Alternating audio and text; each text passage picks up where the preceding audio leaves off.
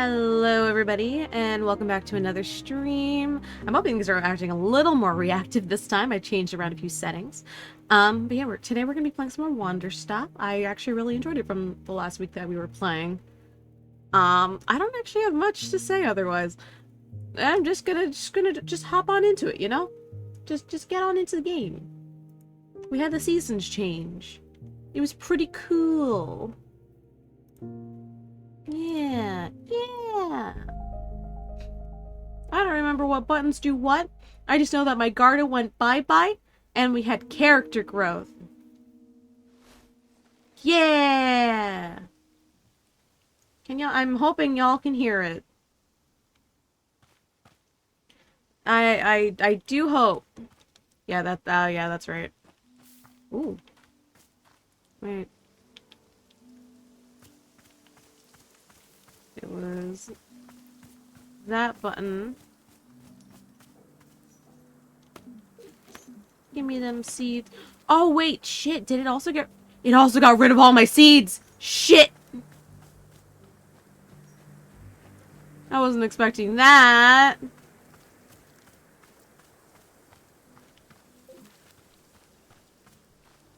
Why'd I get rid of all my seeds?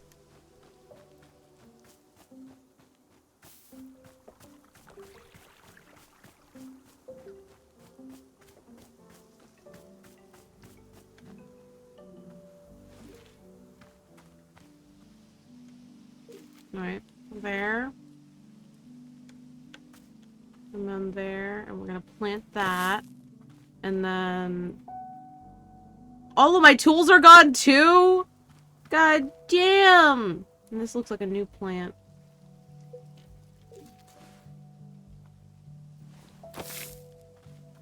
Damn it!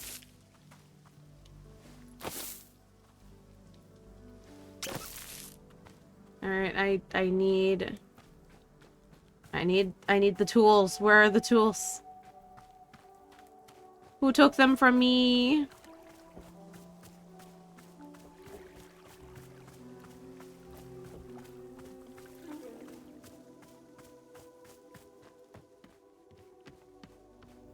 Give me back the tools. Where are the tools? There are the tools. Give them back to me.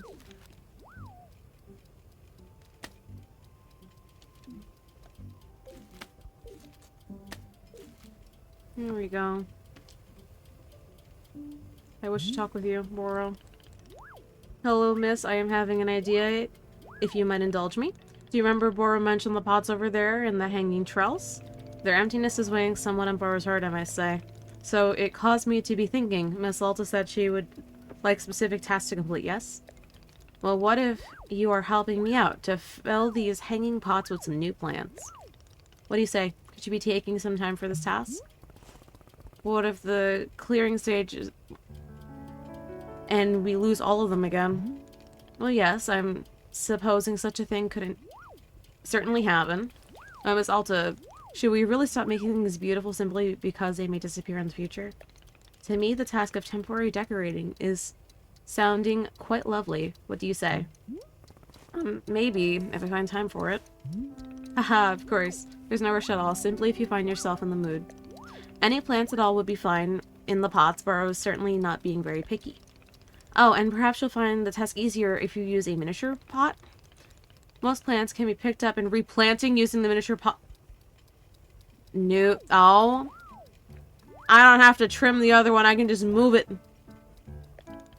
It's not necessary, simply a little convenience if you desire it. Please let me know when the hanging pots outside are filled. I would very much love to see them. If you're taking this task on, of course, who can say? Where's the pots? Where's the pots I can use? No.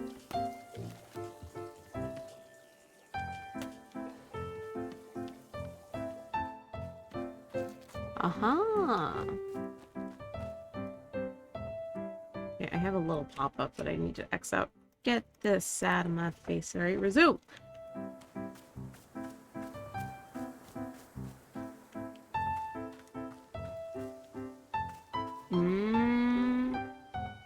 That one. Ah. that one there. And then this one... I can't stash it! Damn. That's crazy.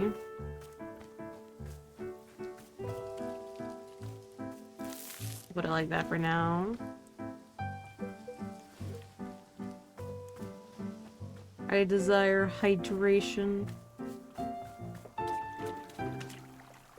Damn it. Dummy. Fills a pot. And they wandered away, wander. And they wandered away, wander. And they wandered away, wander. Till the very next day. Bum, bum, bum, bum, bum, bum, bum. And the Alta walked up to the tea shop.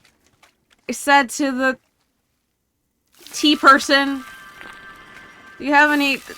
Oh man, I don't know how to go about this.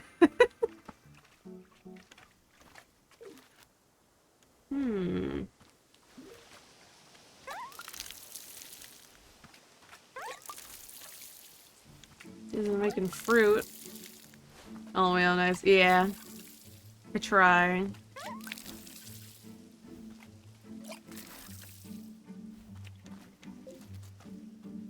Oh, come on. There we go. That grabs the fruit.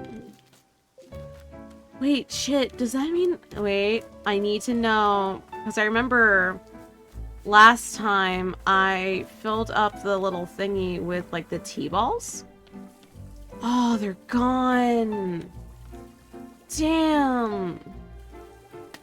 Well, at least I can grab these other seeds. These are new. Are all of the cups I found gone too? Damn. Oh, but this kind of steak.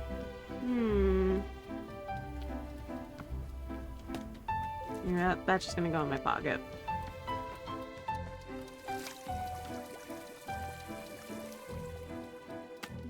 This will also go in my pocket. Are there any other pots for me to grab? Ooh, these are plants. Wait a minute. They're here. And I grab them.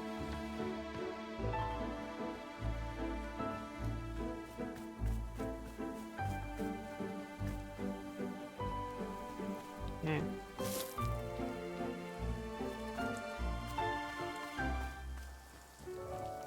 I'm getting it. I'm slowly getting it. Interesting new mechanic. I need a thing for seeds. I need one for seeds. One for fruit. Yeah. One for seed and one for fruit. I don't need more than that. No, there we go. I was like, am I idiot? Can I press the buttons? Yes, I can press the buttons.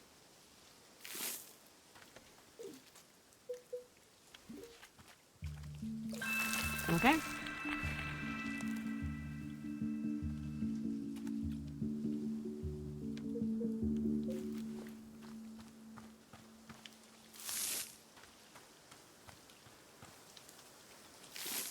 Out there. It goes away. Blue seeds, yellow seeds, pink seeds. These are yellow? Yeah, yellow seeds. Damn it! Nope. Nope. I wasted water. Damn it.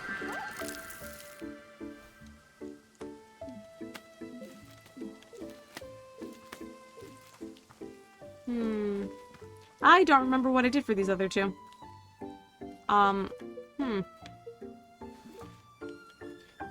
So that's yellow. That's that. Right. I need the pink seeds. 1, 2, and 3. And I need more water.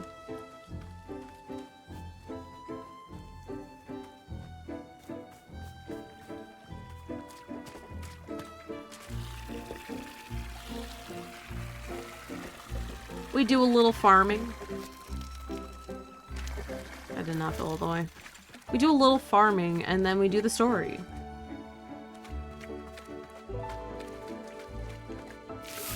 Okay, so now we have one of each of those.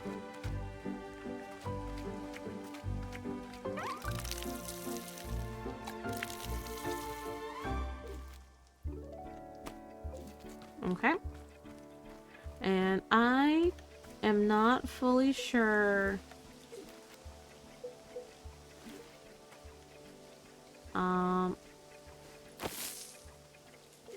Why do I keep pressing that one? I mean this. I do not have enough of the other seeds. It's fine.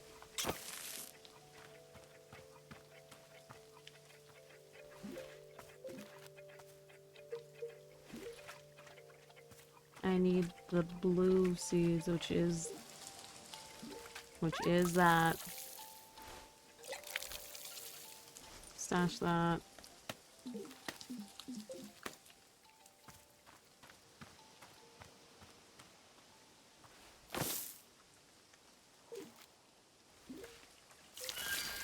Ah, oh, damn it. Well, now I know that's blue on the outside and yellow on the end. I wonder. No, I can't pick that one up.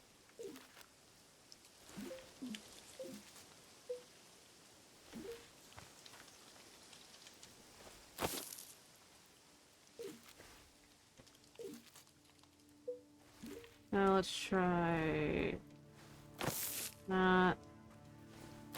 That. That.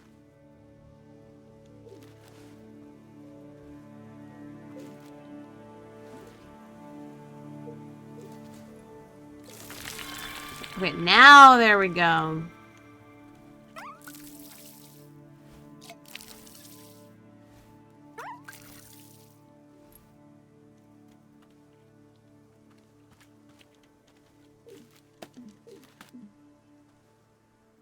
All melon?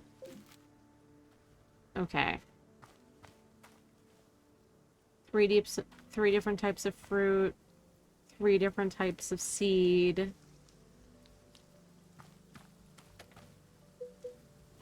This one I don't need.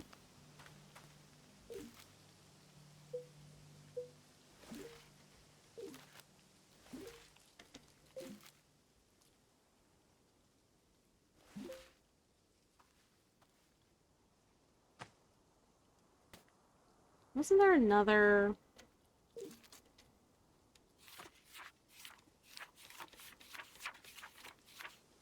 Singles, small, high... I get it now. Okay. The small hybrids. I did the big hybrids. Now we need the small ones. Oh, so many combinations.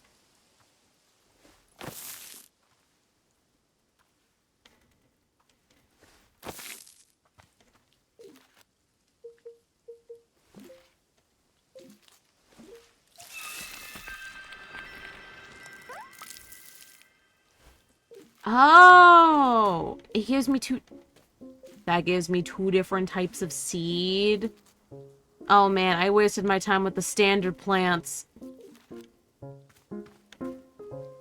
Well, now I know that for the small hybrids, they give me more than one kind of seed. Okay. Now I know.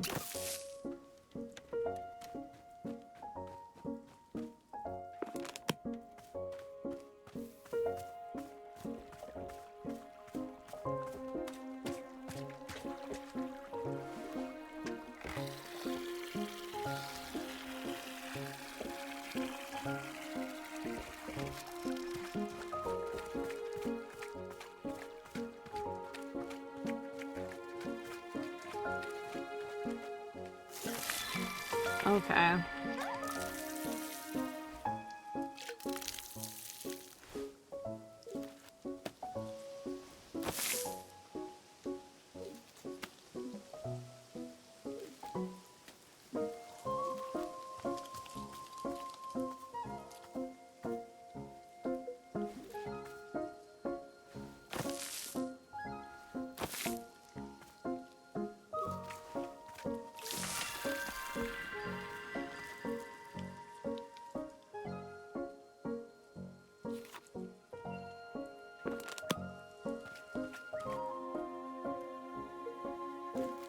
And there's one for pink in the middle.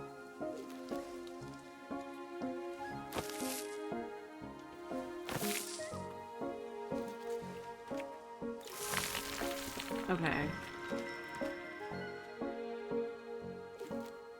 I wonder. Aha, I can pick it up. Okay.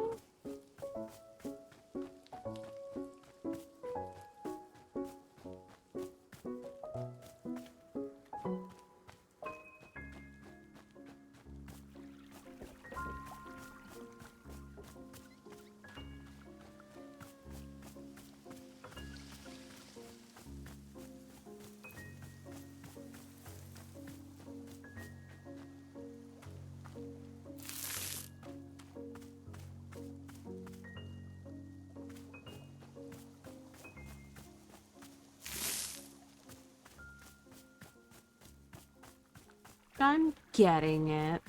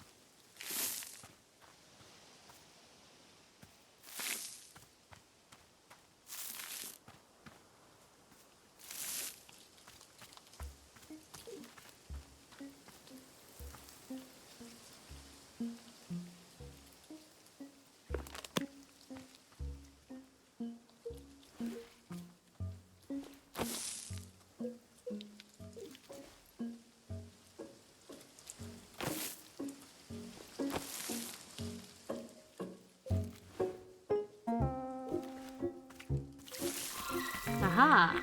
There we go.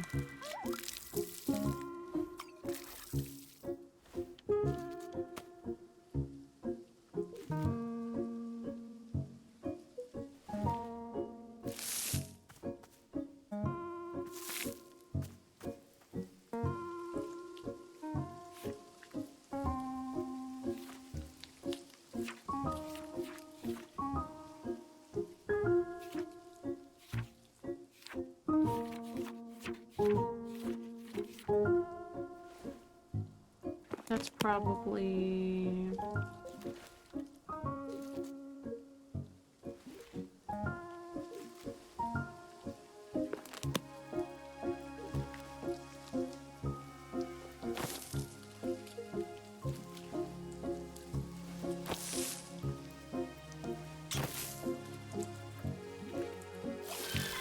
Haha!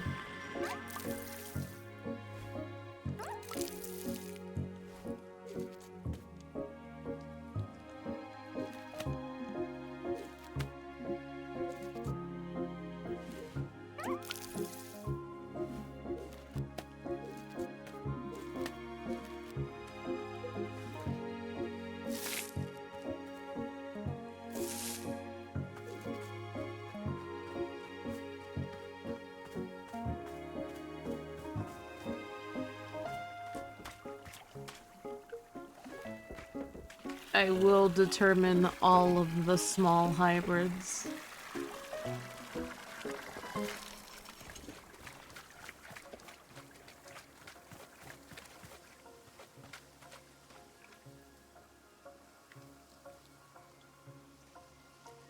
So that's a yellow one, probably with two blue ones next to it.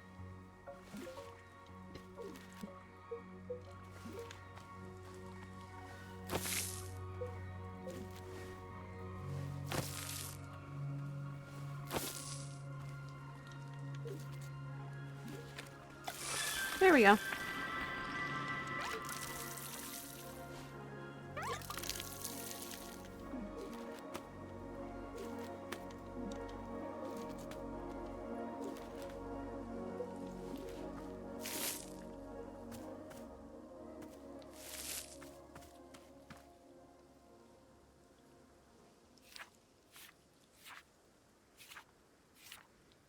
Okay, I got all those small hybrids. I am missing a few large hybrids.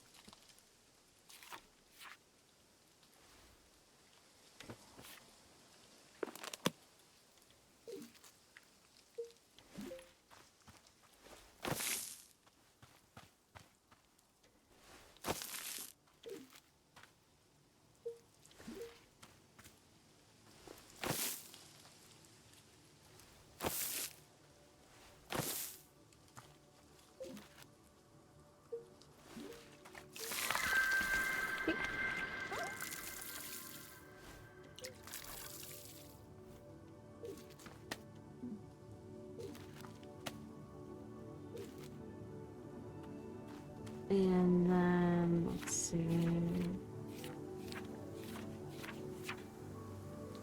This other one's probably yellow, surrounded by blue.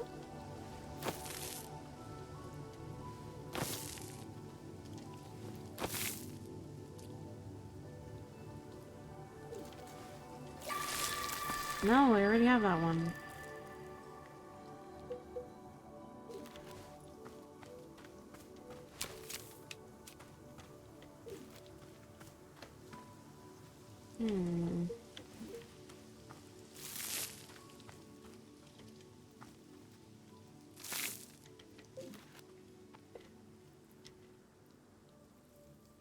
So, yellow surrounded by pink thumb.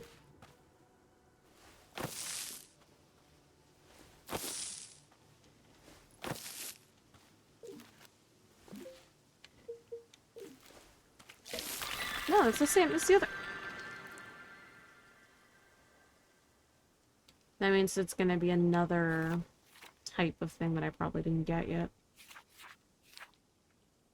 That one's probably blue surrounded by yellow.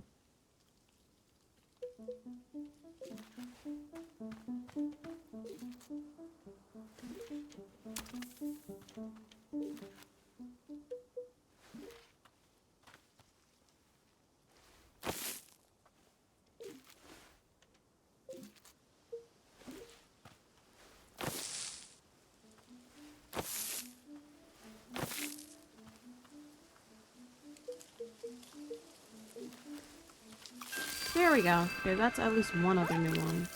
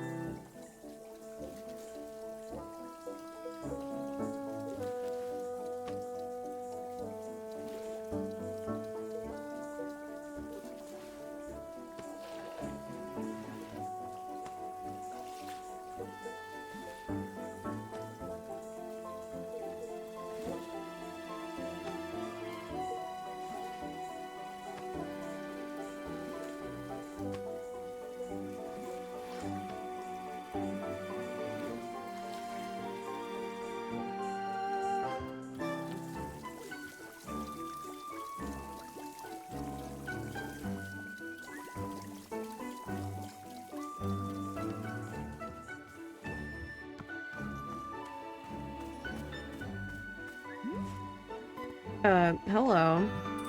Shoo shoo, be gone with you. What?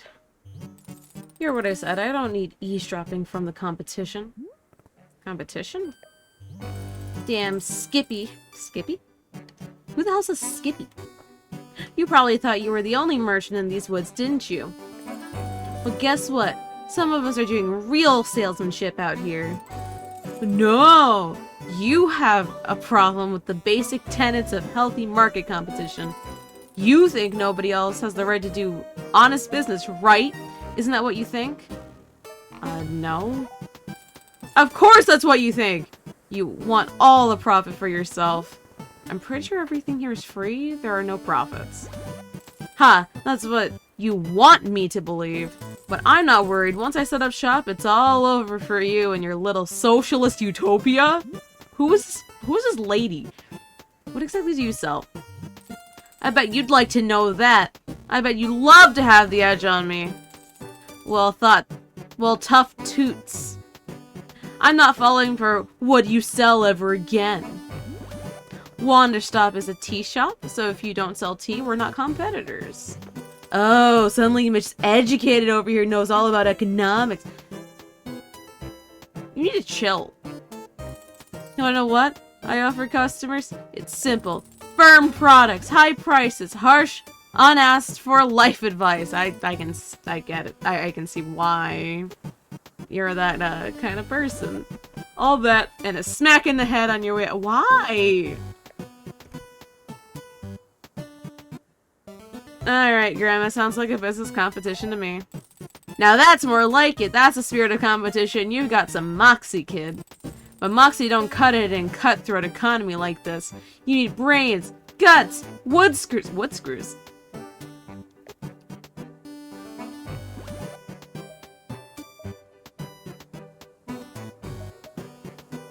My profits are going to be so much bigger than your profits. Ha! You've never seen a profit in your life, and I bet you never will. Face it, kid. Now you're in the presence of marketing greatness, and you're scared. I know you are, but what am I? Oh, no, no, no. I'm not falling for that again. You fell for that before? This is good. I haven't felt the fire of a fight in me for some time now. I like it. I'm gonna try running your little enterprise into the ground. Now get your buzzing face out of here and let me set up shop. Would you like tea while you set up? Hell no, I don't want tea! Alright, bye, lady!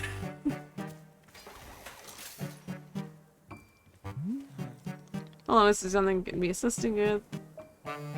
Nope. Oh, let me see what you got here. What the hell? How did you get set up so quickly? That's right, we're open for business. Are you ready for profits? Are you ready for marketing? Are you ready to get your face kicked in with savings? Then come on down and see Nana, losers. Alright, here I am. And what of it? What can I buy? I'm ready to see the shop. Ready to confront the crushing boot of competition. Fine by me. Behold, consumerism! Nanobucks? Yes, what is it? What does this icon mean? Is this your face? You can't possibly be this dense. Those are nanobucks! That's how much they cost! Okay, fine, but I don't have nanobucks. I've never heard of a nanobuck. Never heard of a nanobuck? How are you a small business owner? The nanobuck is the international currency! The nanobuck is the gold standard! I think you're making this up. I am not making this up. How dare you accuse me of deceit? That's it. You're going to make me... Where is it? Here we go. Professor Currency all in one book of economics volume 1. This is infant stuff. It's pathetic that I even need to give this to you. Thanks, Nana. I'll use this information to crush you. Ha! With volume 1 you wish! Let's talk when you're at volume 12. Now that's economics. Volume 12. Still have nightmares about volume 12. How about if I sell you something in exchange for nanobucks? You're talking about a barter. Sure, I'll bring you something, and you can buy it off me. Let's see this thing first, Missy. I'm committing to nothing until it's in front of me. Alright, I'll bring you an item. Give me just a minute.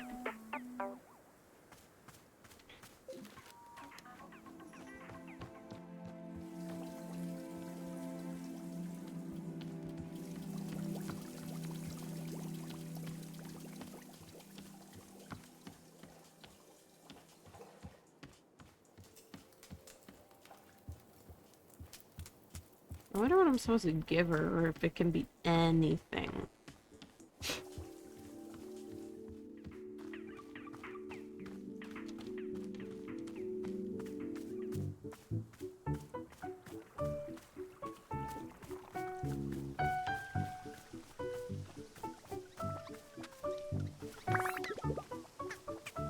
I will sell the bird.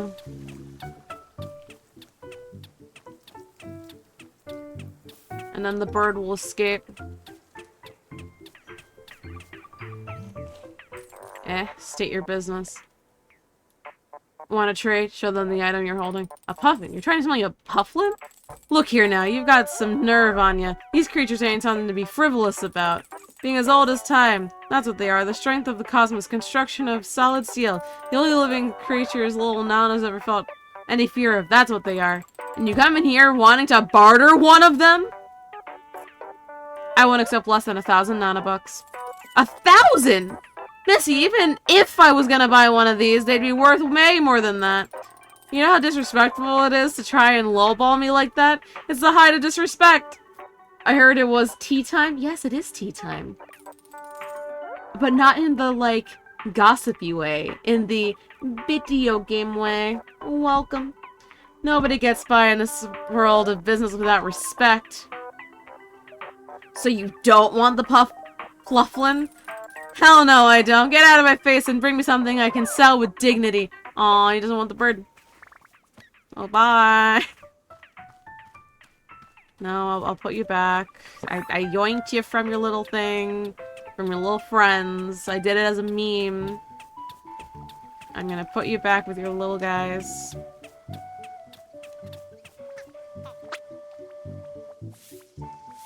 You get the little pet. And then you get put down.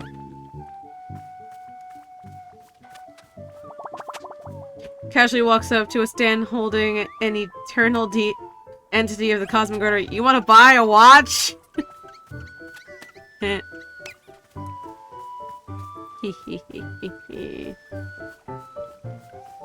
found some mail. Let me put this in the mailbox.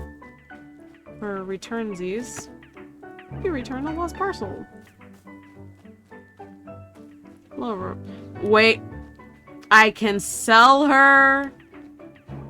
Do I still have the silly little, No, I still need that. I need that. Damn, I don't have the stop sign anymore. I could have sold the stop sign.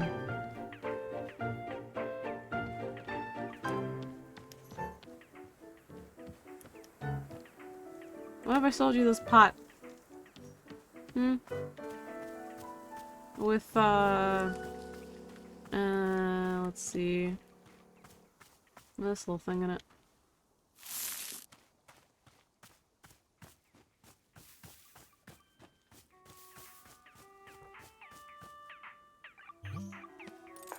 State your business. Want to trade? A pot? That's your idea of— It has a thing in it! Mizzy, do you know how many pots I've got? Literal warehouses full of the dang things. The whole 6 years of my life wasted collecting pots. No siree. We've moved past that. They're just bigger cups. Who needs them? Not me. Why did you collect so many pots? Oh, don't you start in on this too. Sound just like my mother. My reason for collecting pots is none of your damn business, okay? Got it? We're not discussing it. And if you keep asking, you'll be stacked in a warehouse. Now get out of here and bring me something useful.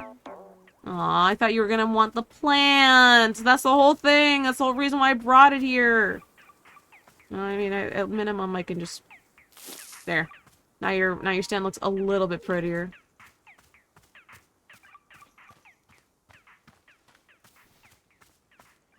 Hello, random citizen. A fine day to you. Hi, this is Wanderstop. It's a tea shop. You don't say? How marvelous. A cup of tea sounds most restorative. But I would ask you first, allow me a moment of rest. On a journey such as mine, one's strength must be minded carefully at all times. Rest is utmost priority. Once I am recuperated, you can be certain we will discuss tea at length. Sounds good.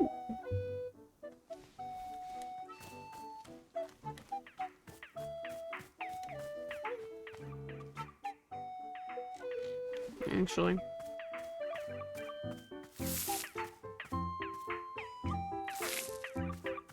No, I'll just put it back where it was.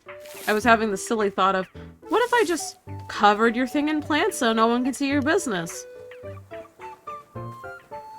You know? And I was like, nah, that's kind of mean. I shouldn't do that.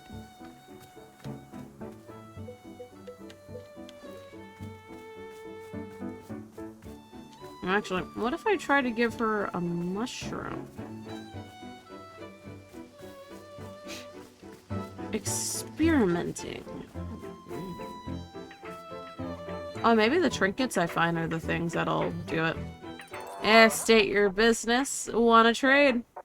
Let's see it. You want mushrooms? Alright, not too shabby. What's the story? What's so special about it? Make up an elaborate lie about its origin. It's, you know, an ancient rune. Gotta hand it him, he's ripped. She better be taking notes. Rest is the utmost importance, as if she needed a larger sign. An ancient rune. Missy, everybody and their grandmother's got an ancient rune lying around. Well, let me explain to you what's so special about this ancient rune. What do people want? Did we kill a man for it? Did we break a promise to an old friend for it? Or was it a reward for saving an entire village?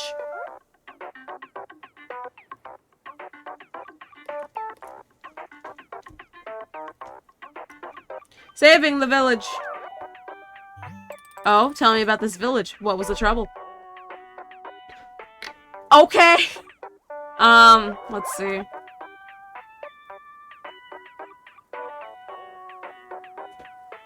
Elaborate means most words. I wonder which one we should do.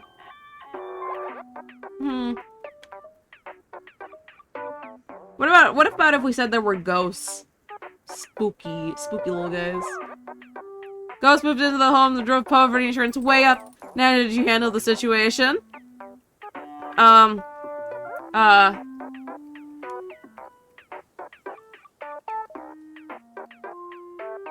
I killed all the ghosts! Good, you didn't take the coward's way out. Alright, I can make use of this rune. It has a history, I like it. You got yourself a trade, now pick one and only one item to- Oh!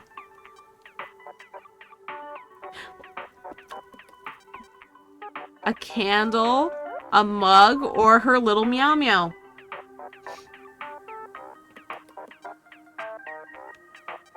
Why is your little meow meow worth so much? What do I pick?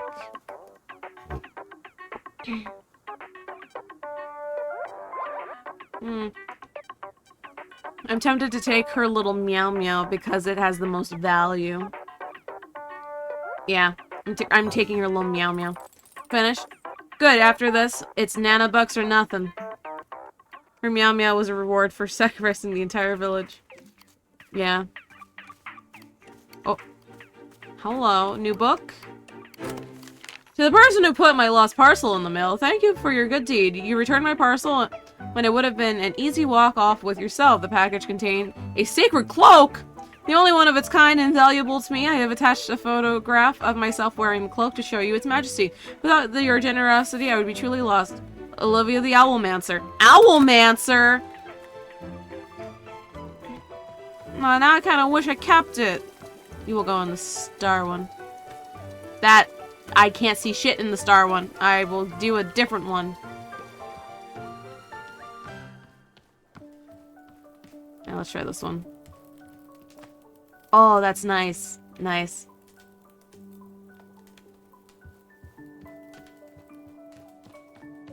And nanobucks are nothing, you say. What if I just sell you back your little meow meow?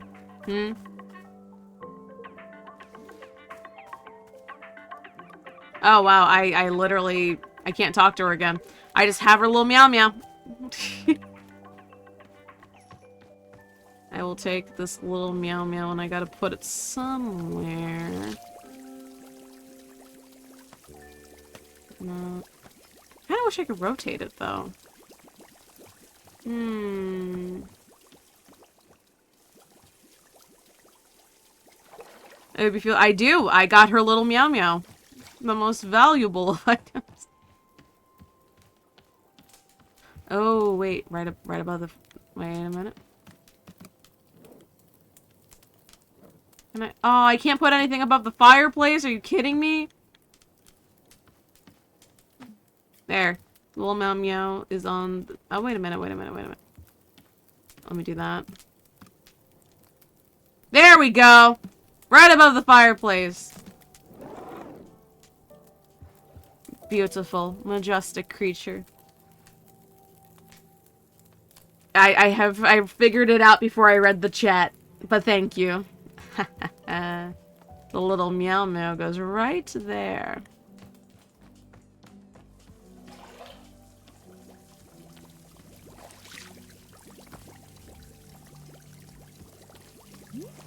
You, Boro, tell me. Reminds me of Shine's cat mix. Nice. Boro, the old woman over there is trying to run Wanderstop out of business. I see. Should we be concerned? Big fluffy orange ball that jumps around shells her mom put her in. Aww. No, she doesn't seem to make any money. I see. In that case, I'm presenting my plan to handle the situation. Do nothing! Do you think of Boro's business plan? It's restrained. In fact, my first idea was to do even more restrained. I wanted to do less than nothing, but then I remembered that it is not possible, so nothing it is. To be honest with you, I am not especially worried about our new competition. Perhaps it will be... Perhaps it'll be fun. But yes, surely fun is the primary goal of all competition between business. Okay.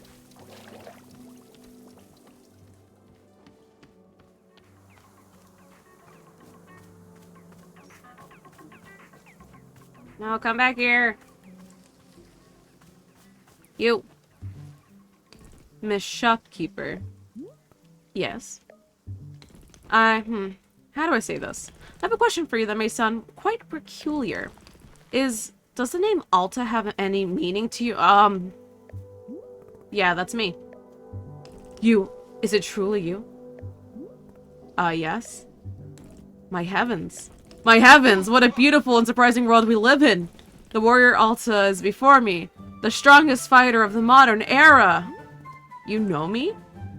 Know you? I've been to see you fight twice. I saw you at the Royal Arena 3 years ago. It was, how do I say, it changed my life, truly. In fact, because of that fight, I began using a false advice in combat. I had only ever been using a serpentine. Oh, advance, not advice. That's my bad. But the false advance gave me more flexibility when disarming opponents.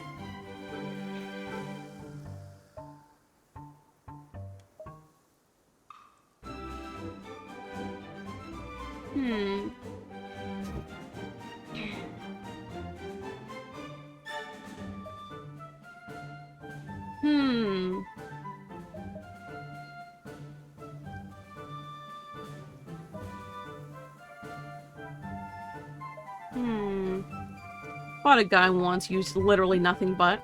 He couldn't keep slightness to save his life.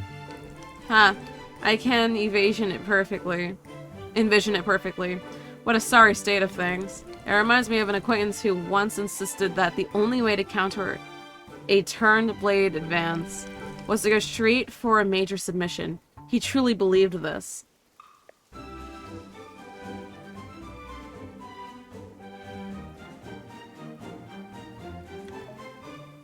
I'm sure it would work if the opponent is in a coma. Haha, so it would. Oh, and the second time I saw you, it was just last fall. You fought Lady Ash in Serpia. Sepia? That? Words? I can totally read things. Oh yes, I remember. That was a good match. Please, do not ply me with your false modesty. You wiped the floor with her. She actually would have been fine if she knew how to switch stances. Perhaps, but the advantage was obvious. Your movement simply could not be matched. And now I've run into you purely by fate, here, in the middle of nowhere. And you're running a tea shop? Is that right? Just briefly, I'll be back to fighting soon. Ah, worry Alta. I'm astounded once again by you.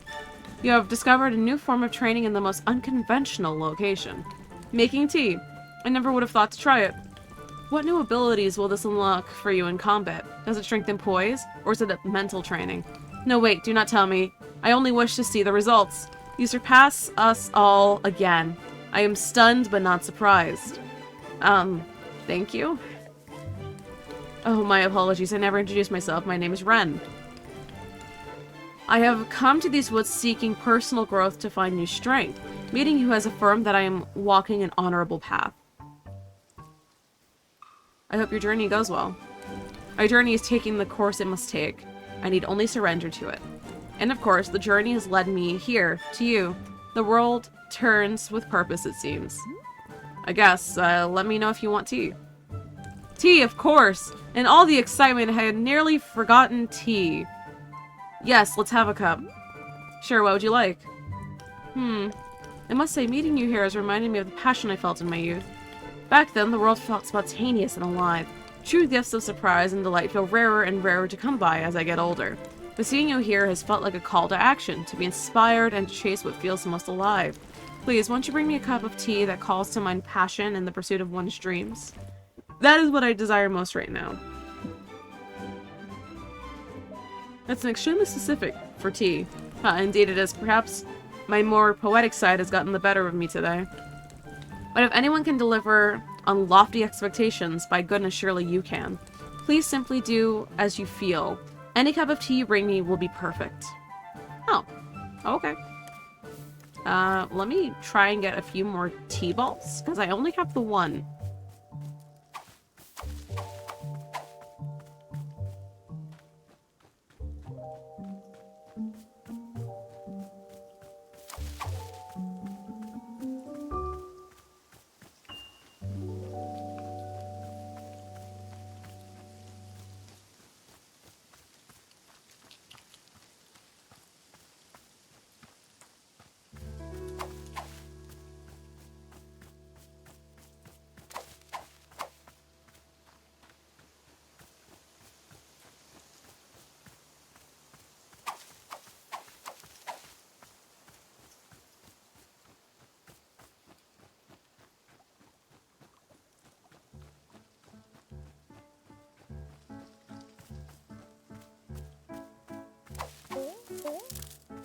Oh, there we go.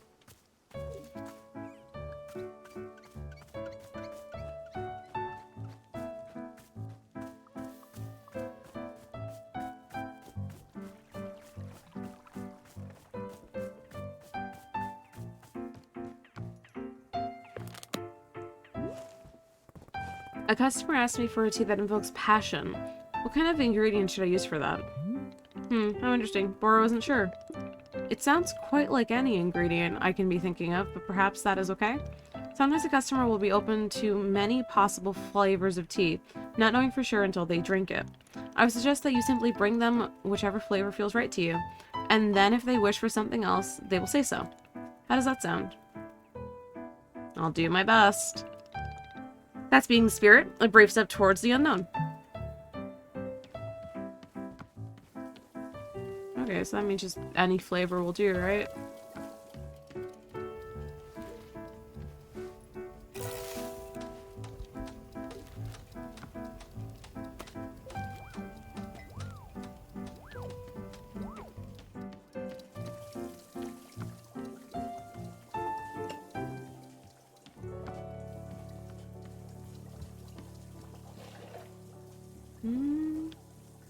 Let's try this one.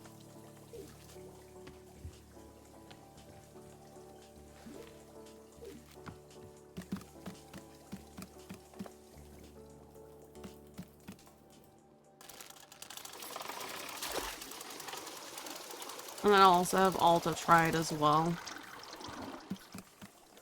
Yeah, a little more. More water.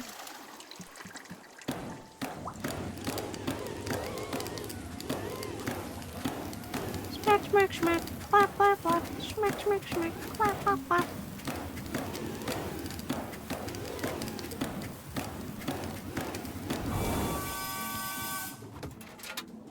Burrow good. Burrow is good. He's a bean.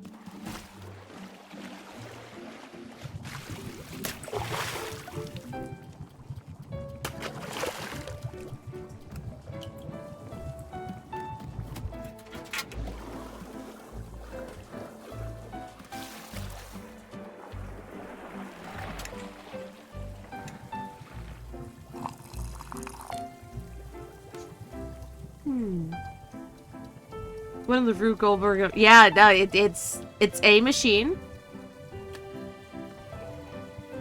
It's certainly a machine.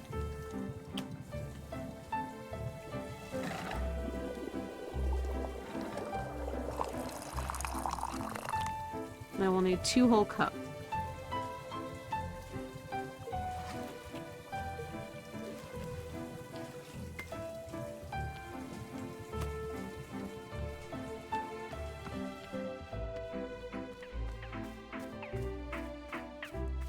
Where's the other guy? Oh, you are still in the shop. Hello, I bring you tea. Here you go. Passion tea. Excellent, let me have a taste. Let's see how he feels about it. Oh, so that's what your face looks like. My goodness. Are there bite berries in this? What a delightful selection, Maria Alta. When I drink biteberry tea, I'm reminded of the farm and the plot of land where I was raised. My father ambitious and thoughtful, my mother kind and emboldening. I was truly lucky. Those days held endless possibility. I cared for nothing but the wind and the wheat. I dreamed.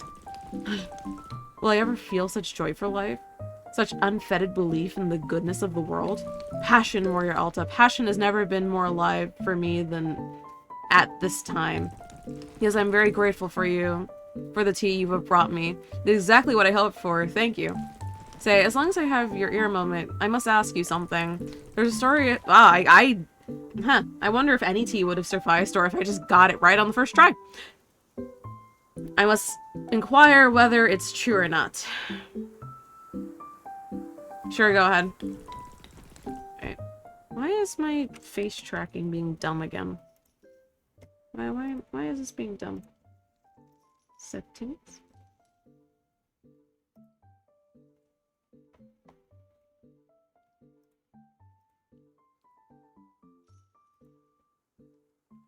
Come on. There we go. I don't know what's going on with this. I'm losing tracking. There we go. Oh, I did not read that first bit. It's fine. See, there is a tale I've heard told a number of times about your training with him. I have heard it said that at your graduation from a school, you boasted at your unparalleled skill. And apparently Master Enhart, widely regarded as the foremost expert in modern sword combat, was so disgruntled by your hubris that he contrived to humiliate you. He personally challenged you to a longsword duel, his own preferred weapon, on your very graduation day, and I am told, Warrior Alta, that you in fact disarmed him right there in front of the student body. Of course, all who were in attendance would have been strictly ordered to never speak of it. But with you here in front of me, I simply must ask, is it true?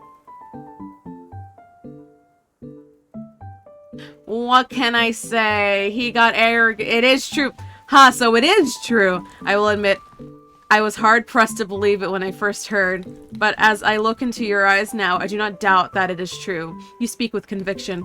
Thank you for indulging me. I promise I will not speak a word of it outside this conversation. Cool. Okay, now for the spare cup. That is for her. I must know what the words will be. And we'll do this in front of the fireplace, right in front of the little meow meow.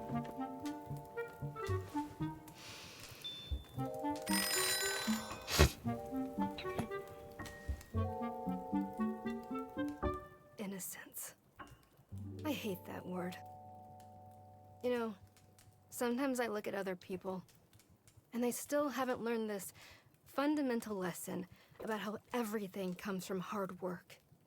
And I think to myself, that's innocence.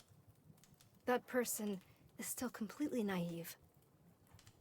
It's like they're still living in a dream where things are going to be okay. Things aren't going to be okay.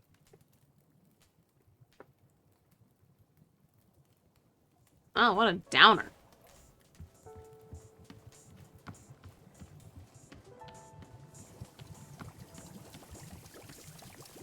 And then that goes on there. It's a little washing cart thingy. Hey, where'd that dude go off with my dirty teacup? I only have so many of those. Over there, eh? I do also need to pick up these tea leaves.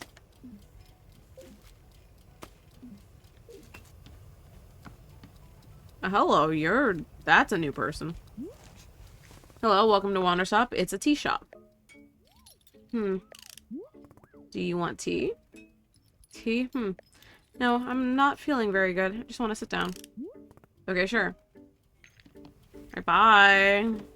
So what exactly happened to the other customers? Gerald and Demon Hunter? Are they dead? Oh goodness no, they're being very much alive indeed. They are simply somewhere else, in a place not visible to the two of us.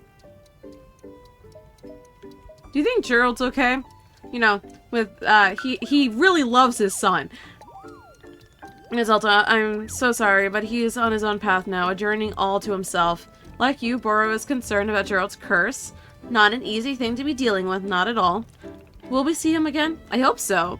But it's not being a thing I can predict.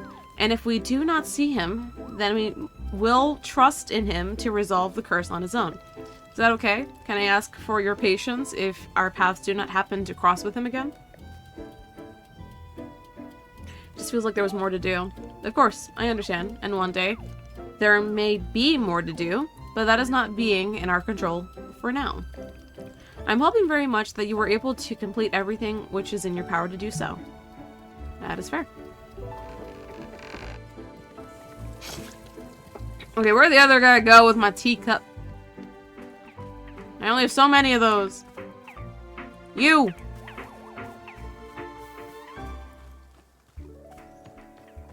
You!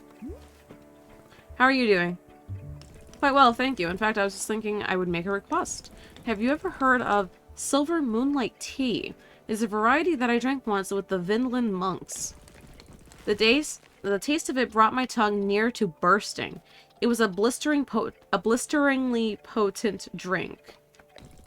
Yet when the feeling subsided, I experienced a tremendous oneness with myself and the world around me. I do not often wish for it, but at this moment I find myself desiring a cup. Perhaps all this talk of passion has stoked my adventurous side. Sure, how do you make it? The monks placed one messberry, one chip, and one pelmelon, and a mushroom in the pot of hot water. With dried tea leaves, of course. Is that too much to ask? Messberry, chip, pelmelon, mushroom. Thank you, Warrior Alta. Okay. So, let's see. I probably have to grow a chip. I can find another mushroom. I have the other berry type already. Let me try and find the mushroom.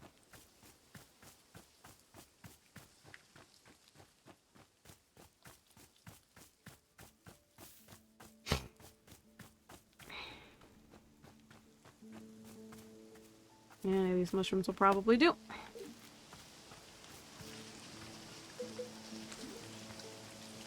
And then while I'm out here, I will collect more tea leaves.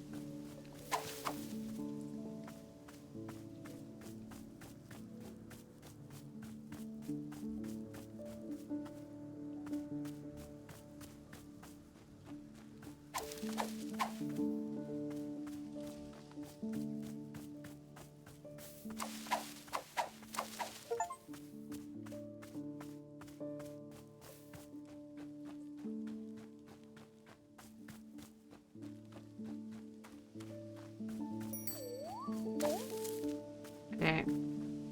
So that's enough of that. I can put this on the rack for more drying. I have the mushroom and tea leaves. I can replace this.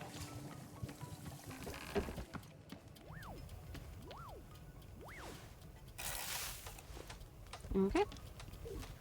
I will get to that person after.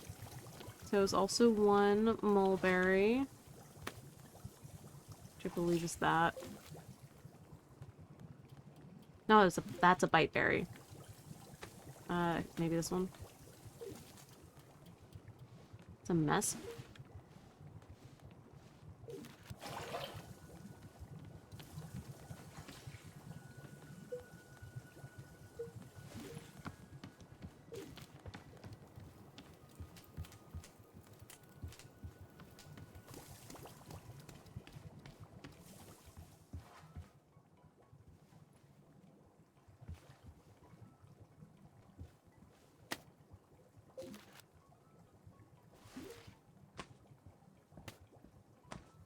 I want to... There we go. Messberry. Is that what I picked up? I did pick that up. So, messberry. I need a chip, which I would have to grow.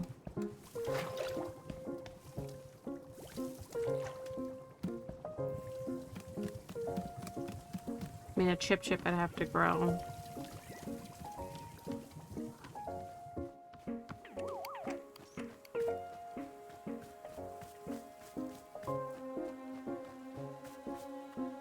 I believe the chip was one that grew from 3 of these.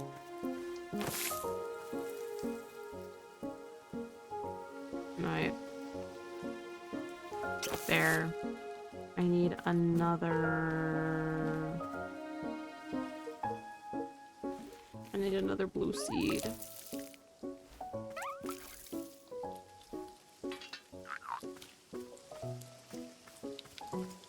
I need more water.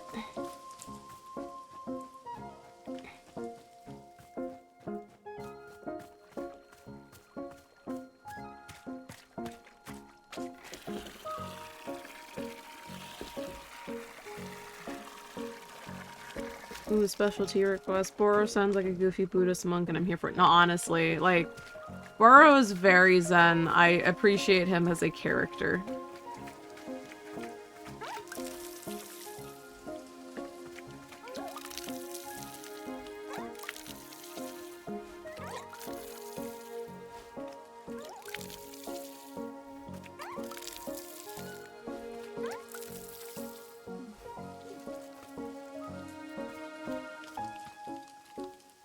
I think that should do it. And there. Yeah, this has the chips on it.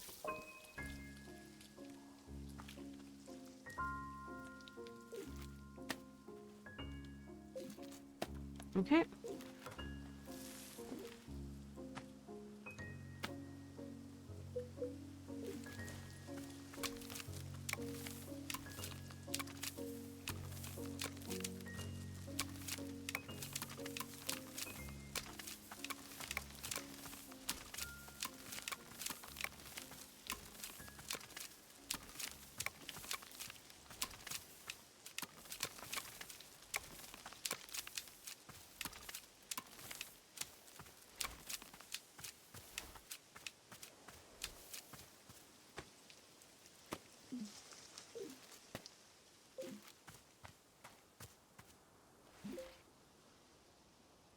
Messberry, chip, Pell Melon. I think I already have a Pell Melon.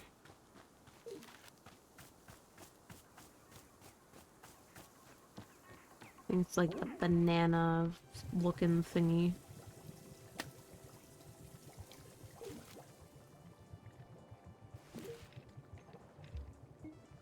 Yeah. It's a Pell Melon. Okay, okay. I have idea of how this is supposed to go.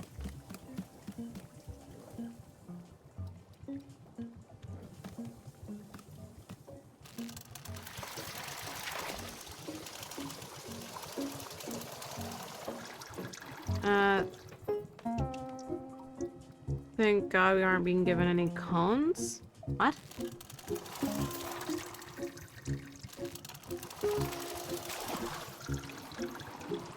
Though I don't really mind. What do you mean by cones? Wait. I'm stupid. I didn't heat the water. I'm stupid. I didn't heat it. That's on me.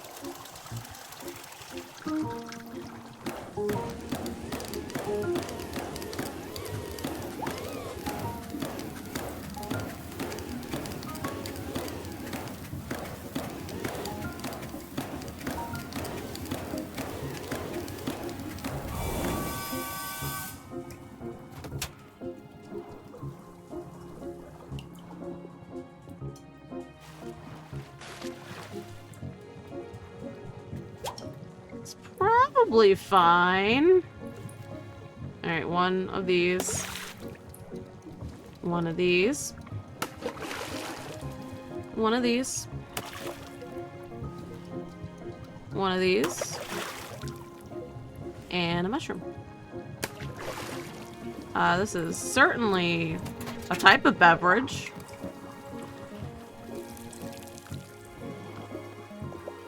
Okay, now all I need... Oh, that's something. I need a cup. I need a cup.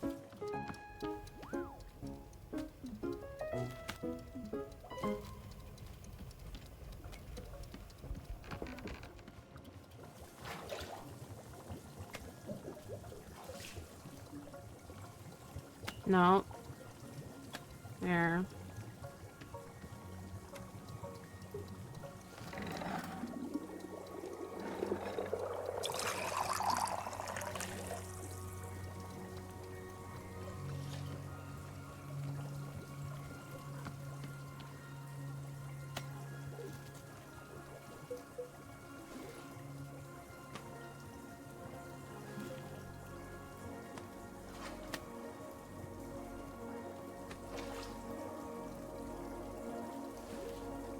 There.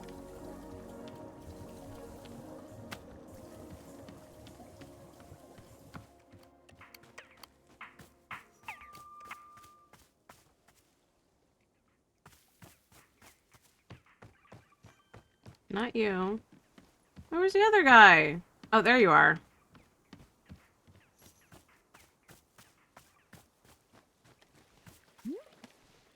Here it is, Silver Moonlight Tea. Very good. Let's have a taste. Do something truly spontaneous and possible. Yeah. Warrior Alta, I do not mean to be obstinate, but this tea is much colder than it should be. Surely you know that tea must be scalding hot in order to invoke the richest flavors from its ingredients. I'm certain it was a minor oversight. No! I don't want to remake it! Damn it! Why can't I just heat it up? And it's already brewed. I'm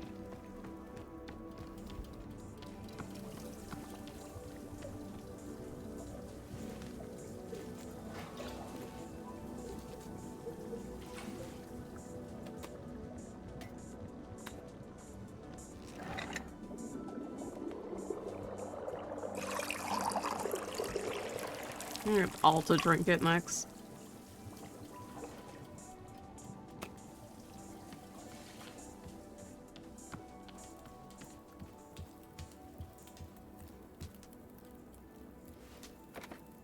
Let's see what she thinks of it.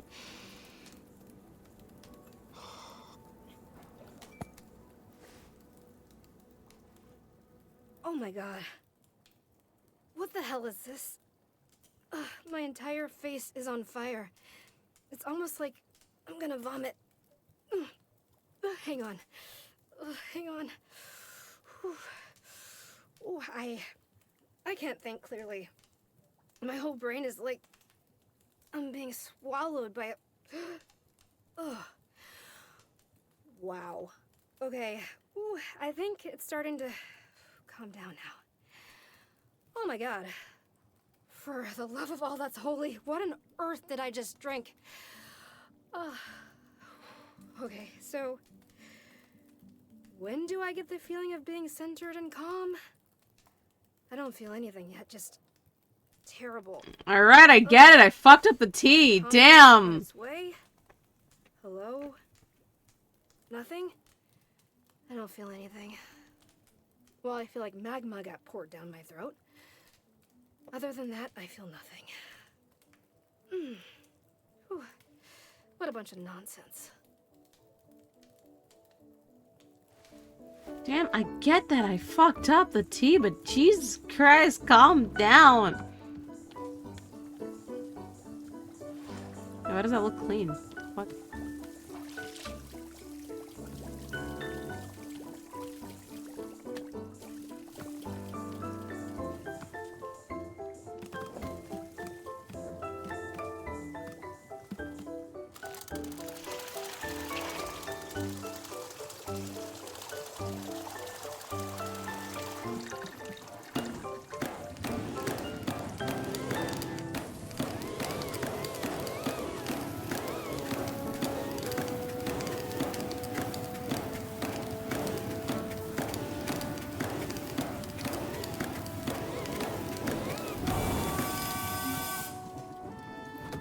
There, and I don't have to worry about needing to get it scalding hot. Damn. At least that for now. It's that and a chip and I need to find another mushroom.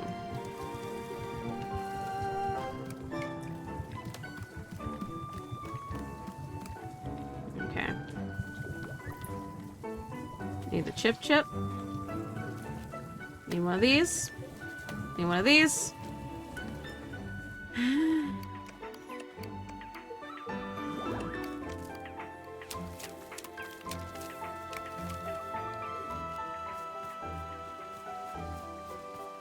I need another silly little mushroom.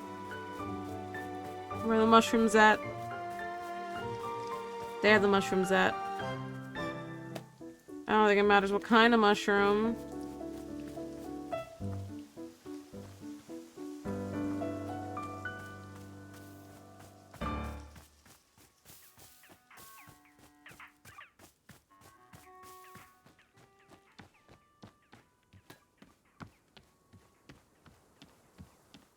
Oh, stop sign was outside now. Okay. And just to make sure I'm doing this right. Messberry, chip, pell melon, any mushroom. Messberry, pell melon, chip, and it already has the other thing in it. Okay, cool.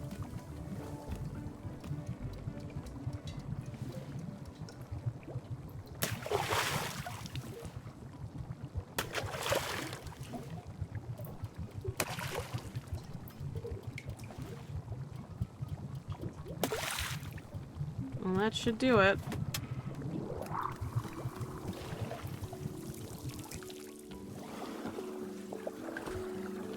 I now need a new cup.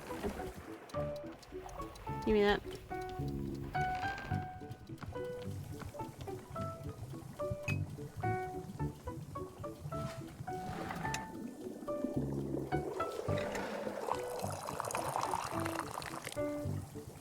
It's probably better. That time I didn't mess up the temperature of the water. Where's my tea guy?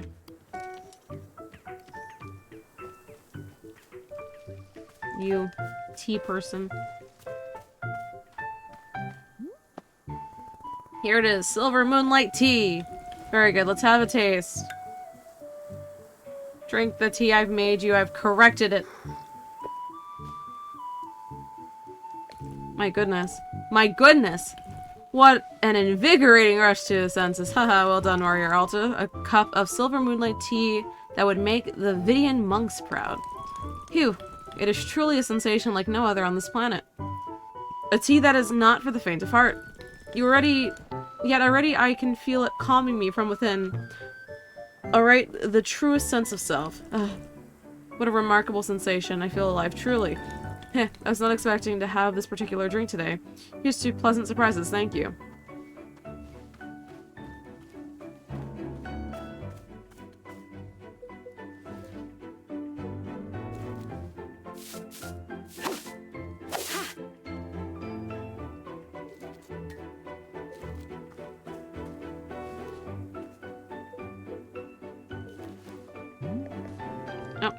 Miss Altabar couldn't help but notice that you poured a cup of tea to the exact perfect height. Yes, a full cup, but not a single drop over the edge. Absolute perfection. Why is the pouring mechanism so complex? Complex? Yes, the tea has to travel through a long tube before it lands in the cup. It would be easier to pour to the correct height if it simply dispersed directly in the cup. Why is there an additional step of the spiral tube? Because it is fun!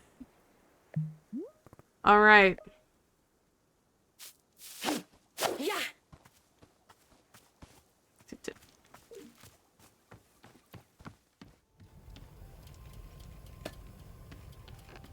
And next is Alta's turn to drink it. I need to... Nope. No. Not that one either. That one.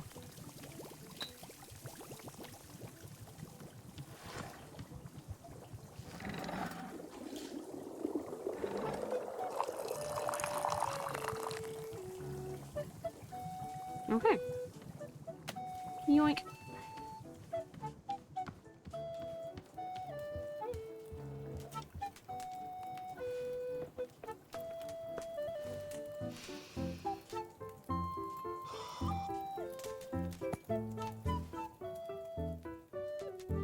Oh my god. What the hell is this? Ugh, my entire face is on... Okay, so she just does not like it. She just does not like that one in particular. It's not my skill. She just really doesn't like this thing.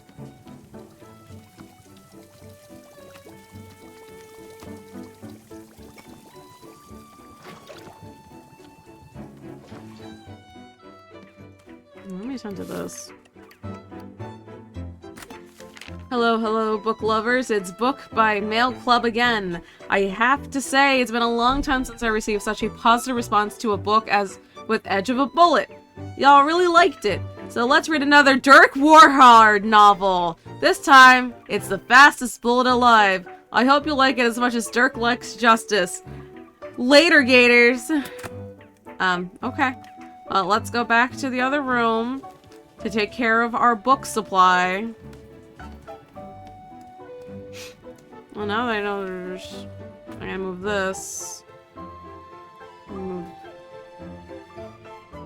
to there. And then the all about gardening one can go, like, right there.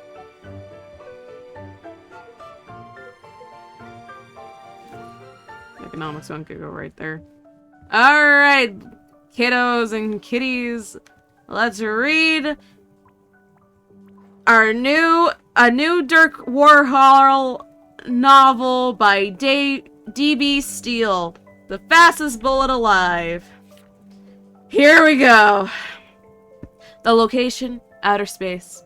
The mission, Dirk Warhard going to outer space. The man, Dick Warhard. Joe somewhere. Joe would do that.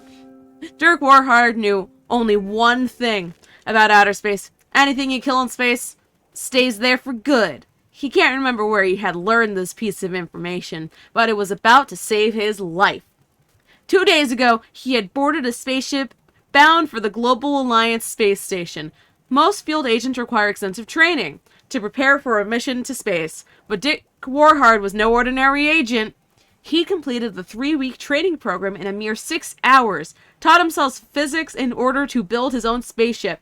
That doesn't sound like a good idea. And most importantly, he could hold his breath for up to 30 minutes at a time. That's not real. It just doesn't work that way. The last point was important, because Dick Warhard didn't trust the government-issued spacesuit he'd been given. It was common knowledge that the government filled their spacesuits with government air. Government air. Oh, is it gonna...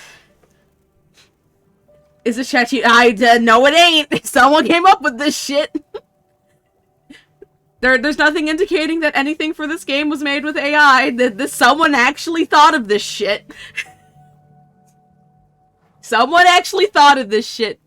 Someone sat down and went, yeah, I want to write a goofy-ass story about a secret agent that does things like this. That damn government air is turning the goats into bears. Government air, my beloved. moo. Alright, It was common knowledge that the government filled... Oh, wait, I already read that part. A type of air subsidized by the government for public use, and so it had inevitably been breathed by all manner of degenerates, such as actors and theater performers and improv comedians. Dick Warhard trusted air that only he had ever breathed. And so, throughout the mission, he only allowed himself to breathe once every 30 minutes so as to consume as little of the degenerate air as possible. At this very moment, he had just taken one such breath. He was floating in space just outside the Global Alliance space station, fitted to his government-issued spacesuit.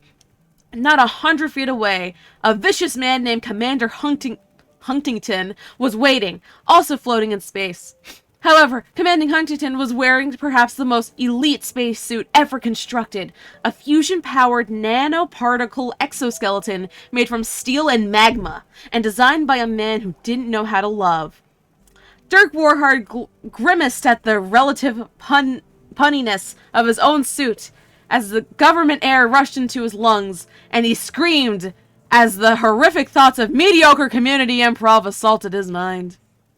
Commander Huntington smirked, aware of his obvious advantage. "I see you, Dirk Warhard," he yelled. "And I see you and the pitiful equipment you've lugged up here. How could you ever consider yourself a match for my superior exoskeleton?" As he said this, the exoskeleton blinked in a pattern of glowing green lights that looked like a snake, which Dirk Warhard thought was super cool. "Face it," chuckled Commander Huntington. "You've lost. Outer space belongs to me now.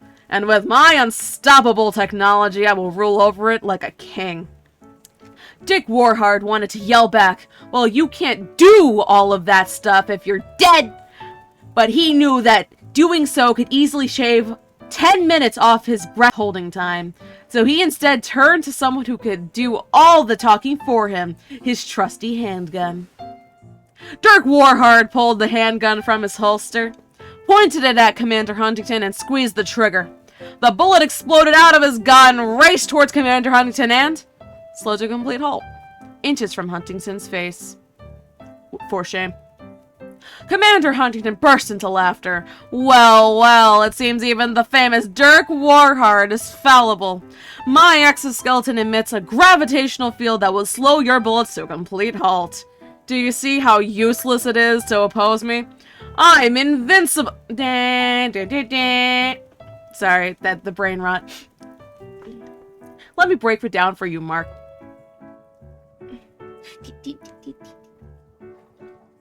Are you sure? Pretty sure. Threw a trash bag into space. That'll work. Anyway. And the lights on his suit showed the cool snake eating exotic, toxic waste and surviving. It was a terrible moment for Dirk Warhard. His gun had never failed him before, and he had fired it over 1 million times at over 10 million people. "You'd never be able to shoot me," taunted Commander Huntington. "Your bullets aren't fast enough." Suddenly something sparked in Dirk Warhard's mind. The commander's words echoed in his ears. "Your bullets aren't fast enough." His mind stirred, and a memory of himself as a young man suddenly flashed before his eyes. "I said your bullets aren't fast enough, Warhard." It was the voice of Hollister Mad Black, Dirk Warhard's very first trainer. Mad Black had been the one who shaped Dirk Warhard into the heroic agent of violent justice he would one day become. Mad Black was a brutal teacher, unrelenting in his methods and incredibly specific in his background knowledge of your insecurities. And on this particular day, Dick Warhard had spent all afternoon at the firing range, while Mad Black berated him. "Your bullets aren't fast enough," Mad Black growled. "They're pathetic. They've got all the intensities of a comatose infant dying of the plague underwater. Do it again." The young Dick Warhard grimaced, his sweaty hands gripping the handgun, and he fired the gun once again with all his might. The bullet went fast, really fast, but it wasn't fast enough for Mad Black. "No, no, no," yelled Mad Black. "Still too slow. My grandmother could hobble faster than this, and she's literally made of bricks. Do it again! Dick Warhard was nearly at his limit. He'd been shooting the bullets as fast as he knew how to, and it still wasn't enough for Mad Black. Dick Warhard slumped his shoulders in resignation. Mad Black got right in his face. Now you listen to me, Warhard. You aren't leaving this pristine, privately funded underground training compound until you fire a bullet so fast it leaves me in tears. And I've only cried twice. Ever.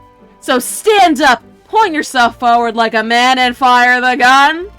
A wave of determination swept over Dick Warhard's face. He threw his shoulders back, raised his handgun into the air, and focused his mind on the one single thing in the world that brought him true happiness and inspiration. Dick Warhard. He grinned as his finger clenched the trigger with every fiber of strength he had. He screamed at the top of his lungs, "I'm Dick Warhard!" The bullet erupted from the gun, traveling at speeds he'd never known before. Hollister Mad Black smiled. "That's it, Warhard. That's what I wanted to see. Again!" Dick Warhard fired the gun again, this time with even more strength than before. His fingers moved with a velocity he had never known in his life, slamming down onto the trigger. "My name is Dick Warhard! My name is Dick Warhard!" The bullet erupted from the gun at a blazing pace. Again and again he fired, each bullet faster than the one before. After nearly 9 hours... Why would you go for 9 hours? Like, it's one... Firstly, guns don't work like that. And then 9 hours? What is this? Anyway... 9 hours of uninterrupted gunfire. Dick Warhard at last paused and lowered his handgun. He turned to see Hollister Mad Black with a single tear rolling down his cheek. Number 3, Warhard. Not bad. Those words echoed in Dick Warhard's memory as his mind raced back to the present moment, where Commander Huntington continued to taunt him using the exact same words he'd already repeated like 5 or 6 times by now. "Your bullets aren't fast enough to defeat me, Dick Warhard!" Dick Warhard smiled. He gripped the handgun like you grip a beloved friend and pointed it at the commander, who simply laughed. "Go ahead! Try your best!" Dick Warhard closed his eyes and thought deeply about the one thing in the world that he truly loved. The source of all his inspiration, the only man whose air he'd willingly breathe, and the only family member who had never sold his personal information to the country we're at war with. Dick Warhard. A warmth filled him from within, circling his body before traveling downward into his finger. It was as though his finger was moving all on its own, unencumbered by any burden of life or physics, like it a being of pure light traveling an imperfect world.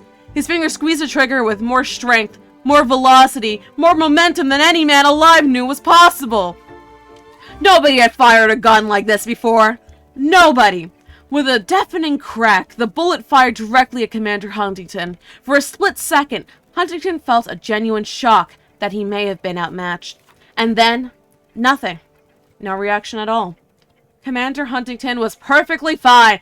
"Ha!" he laughed. "You missed! The famous Dirk Warhard fires the shot of a lifetime and he misses! Unbelievable!" Huntington couldn't stop himself. He doubled over with laughter. But Dick Warhard didn't seem to mind. In fact, the faintest grin danced across his face. Commander Huntington laughed and pointed at Dick Warhard in mocking I don't know how to say it. Wow, this is a word I actually have never, read before. Derzian? I'm skipping it. Until suddenly he was seized by a very unusual feeling. What was this feeling exactly? It was as though the exoskeleton was gripping him just a bit less tightly than usual. In fact, he was starting to feel as though there was no exoskeleton. Not merely that the exoskeleton had been destroyed, but that it had never existed at all. Dick Warhard had hit exactly what he aimed at. The bullet had erupted from the gun in such an unbelievable velocity that it couldn't be contained by the very fabric of space around it. It shredded through reality, setting quantum matter alight in its wake, and in doing so, it pierced the veil of time. A bullet traveling so fast it traveled backwards in time. Backwards a minute, then an hour, then a day. Years began to fly by, and the bullet lost no momentum. It soared through the years until at last it found its destination. The steel and magma laboratory where the exoskeleton had been constructed, honed and refined in its design by the scientists who didn't know how to love. Decades of work and research. Dershin. Well, I already skipped over it. Decades of work and research had accumulated in the unstoppable exoskeleton that Commander Huntington wore today. Yet here, at the start of it all, Dirk Warhardt's bullet re-entered the fabric of space. It flew straight and true into the liquid explosive core of the facility, generating a spark that blew the entire facility to pieces. No exoskeleton would ever be constructed here. That much was certain. Now, in the present moment, Dirk Warhardt watched as Commander Huntington grasped and flailed at the empty space surrounding his body, where the exoskeleton had been just moments ago. As Commander Huntington scowled at him in the combination of spiteful fury and suffocating, Dick Warhard couldn't help but laugh. Dick Warhard had always despised the past, but today it had saved his life. He knew it would cost him precious air, but he was too swept up in emotion. He turned to outer space and yelled, "My name is Dick Warhard, and I will defeat the past even if it takes the rest of my life!" Then he laughed and laughed until inevitably he had to breathe again. As he inhaled, the horrific thoughts returned of good-natured community actors just trying to get a leg up in their highly competitive industry. He shuddered in disgust, yet somehow it didn't bother him. Here in space, watching as Commander Huntington suffocated or whatever he was doing over there, Dirk Warhard felt certain that he had made his old trainer proud, and that was all that mattered. Somewhere in the past, Hollister Madblack smiled ever so slightly, and nodded in glowing approval as another tear ran down his calloused, stubbled cheek. Number 4. Not bad, Warhart. Not bad. The end. I'm just gonna... That's, man, so many. What was I doing again? Alright, I gotta talk to more clients. That was something. I don't know exactly what, but it was something. Alright.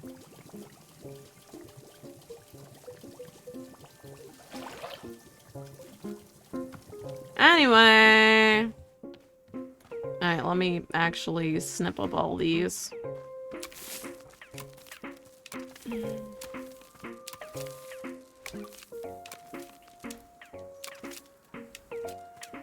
Come on. Why is this one not doing it? May I not screw that one in particular, I guess.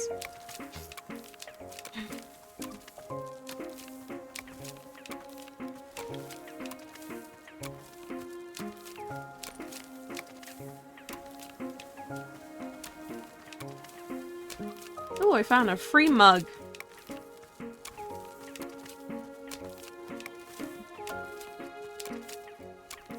And a seed. More seeds. The seeds, please.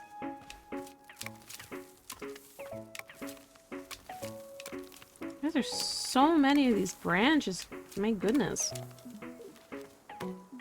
Oh, but yeah, like, for streams, I've been making sure that everything that I try to play on stream has no AI interference whatsoever and is actually human-made. Because I like the human-made things. Humans make the darndest things. I find it fascinating.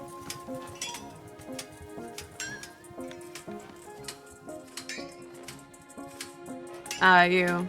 Before you had nothing for me, I will now speak with you. You said tea before. Yes, this is a tea shop. Do you need something? I'm not feeling very good. For a long time now, a pain in my chest, something to relieve the pain perhaps. Is that what you want? Tea to help with your pain? If you have it, I'll take a look. What do you want from me? Something else? The mind. It focuses only the pain. Can the tea give my mind another thing to think of? Something to think of other than pain. I'll do my best.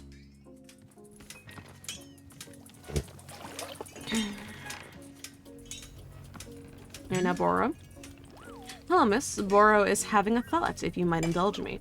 When our clearing changed, as you know, all of our plants were lost. But I have noticed that the pictures inside the shop appear to have stayed exactly as they were before. Anything that was inside picture frames is still here with us now. Therefore, I am thinking that perhaps it would be good to use the camera to build up some photo memories. After all, if we are going to once again lose our work, it would be nice to have something to remember it by. So, what if you were filling up our picture frames with some photographs? These might be photographs of anything. Burrow's not meaning to suggest a particular subject. Is this something of interest of you? Alright, I'll do my best. Wonderful. Just a handful of photographs around the shop would feel simply wonderful, I think. Please come see me once you've put some up. I would love to know when you feel it is complete. I mean, I have been putting up photos. Just, you know, slowly but surely. I know, this cup actually gives me, like, 90s vibes. Like that one carpet. Y'all know that one carpet. See it? Ooh.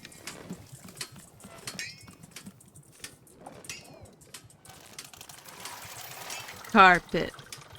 Carpet. Carpet. Carpet. Carpet. Carpet. Carpet. Carpet.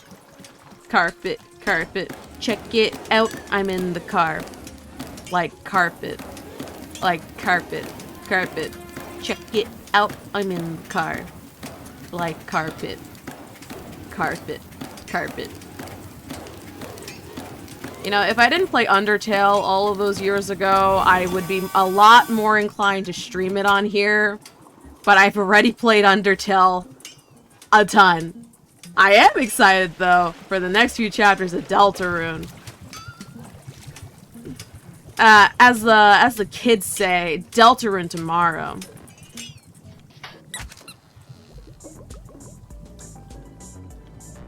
You know? Deltarune tomorrow!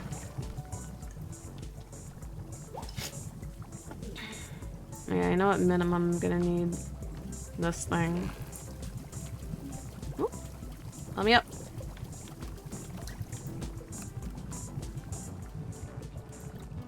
T-ball. Activate.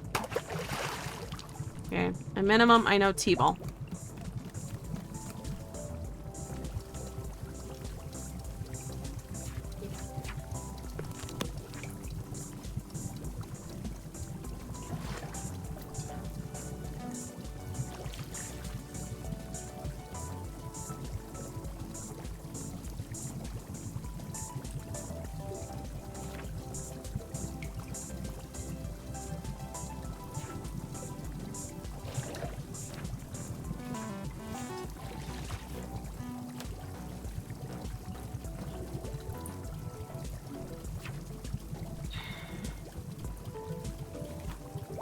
If I can somehow figure out the snork cones,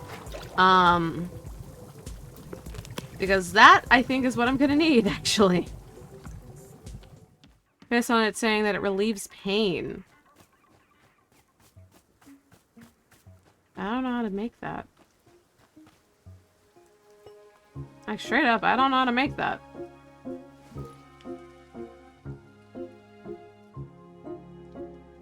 Oh, it's just... I feel like an idiot. I feel like an idiot. It's literally just yellow. It's all yellow. I thought it was going to be something more complex. I thought it was going to be like... Man, I overthought. I was overthinking it. I was like, why the hell can't I figure it out? Oh my god, I need more water!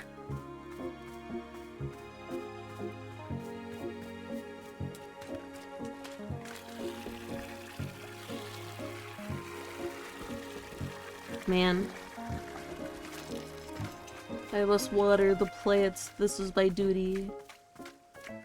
Water. Water.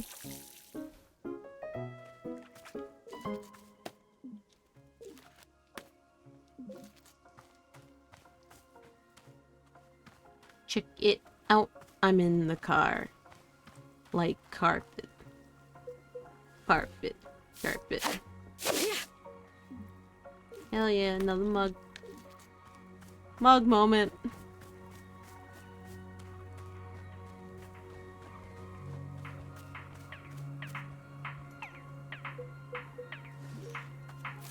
Now I gotta put it in Borrow's little garden thingy. Where's that again? I wanna do it for him. I just don't remember where that is exactly.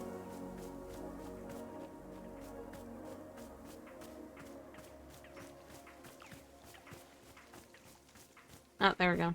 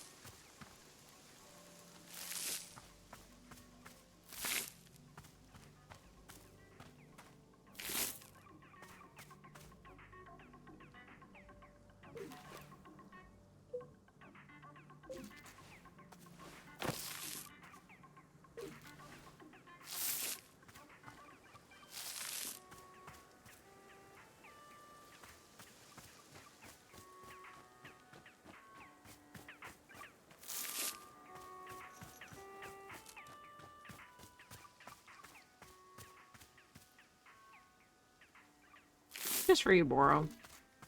I fill up your planters.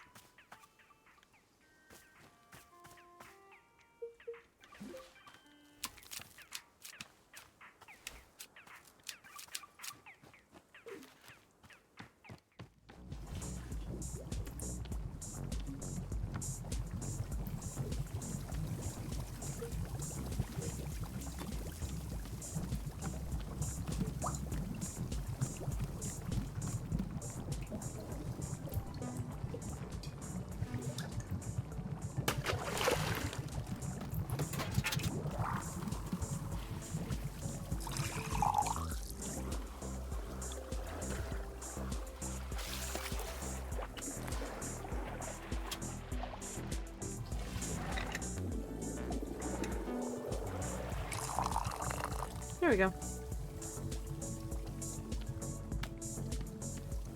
Alright, where's the person that wanted the tea? And then I will have Alta drink it herself. Not you, not you. You! Oh, you're like actually in the shop. Or at least slightly outside. Oh, there you are. Here you go. Okay.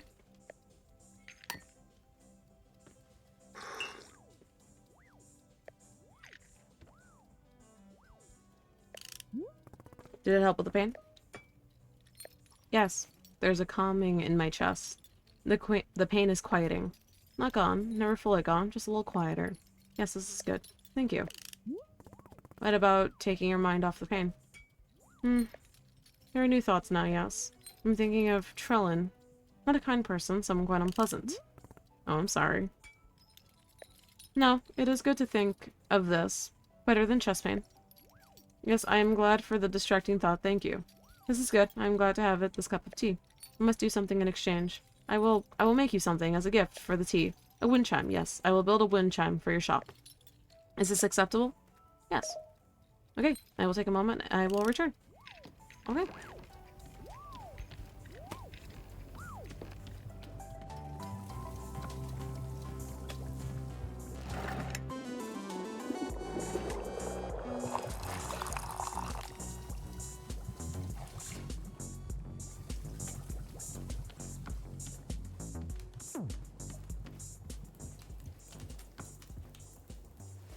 Why'd you spin around like that?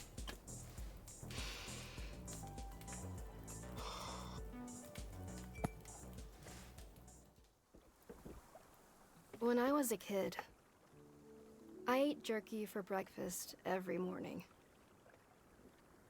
The reason I did this was because of the neighborhood bully. He was this vicious boy who'd antagonize the other kids relentlessly. Sometimes physically. But he'd also talk us down and make us feel worthless.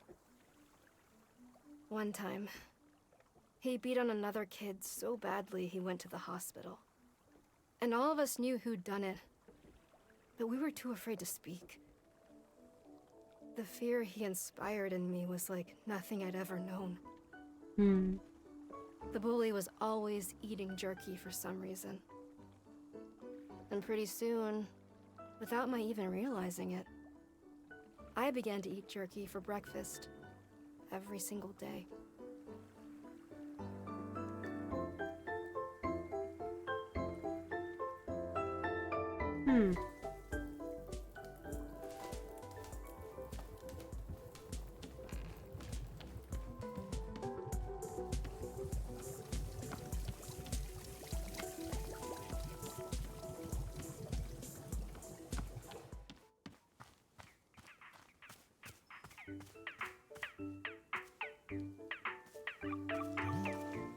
Yeah, here comes a sucker now. Sucker? I looked over the garbage you gave me, and guess what? I got a bargain. It's not trash at all, it's an antique. These babies sell for an unthinkable amount on the gray market. You know, I almost feel bad for you. Not quite, but almost. Sure, but you also get its curse. Ha, you think I'd fall for give me back the trash, it's cursed, right? Nice try, girl. A whole generation of necromancers have already tried that on me. Gotta say, the whole thing has put me in a rare good mood. I've had quite a horrifying effect on me. I'm feeling generous. So I'll tell you what. You can take one more thing off the counter free of charge. Really? Hey, this ain't an olive branch. It's about your stupidity and not seeing the value of your own property. I feel bad for you. I feel cold black pity. The way you look at a sick animal. Pathetic. That's so generous of you. Thanks. Do not say those words. Do not thank me. Just pick a stupid item and get out of here.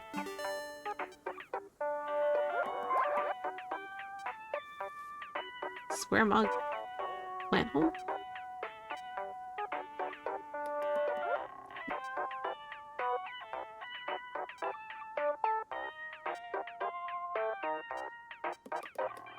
I will take the imported fragile thing. I don't know what it is, but apparently it costs a lot.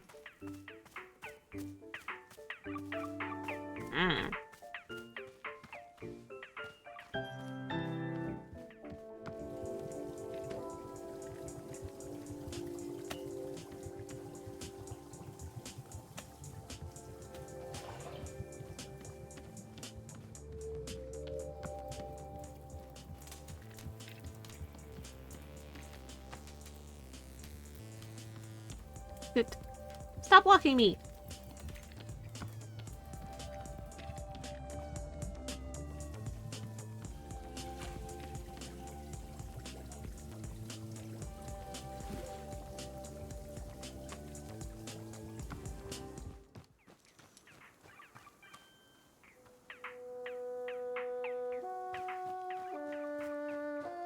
Burrow, I filled your thing with plants. Oh, a mess of something to be assisting you with. I filled the hanging pots with plants. So you did, Miss Alta. The pots are looking absolutely delightful. You have done a wonderful job. Can I say it is a merry spark in Burrow's soul to see them once again? Truly it is warming me from within. Please, I must be thanking you for the time you spent on this task. Here, I will give you a poster that's been sitting in the back of the shop. Ooh. How many eggs am I thinking of? What?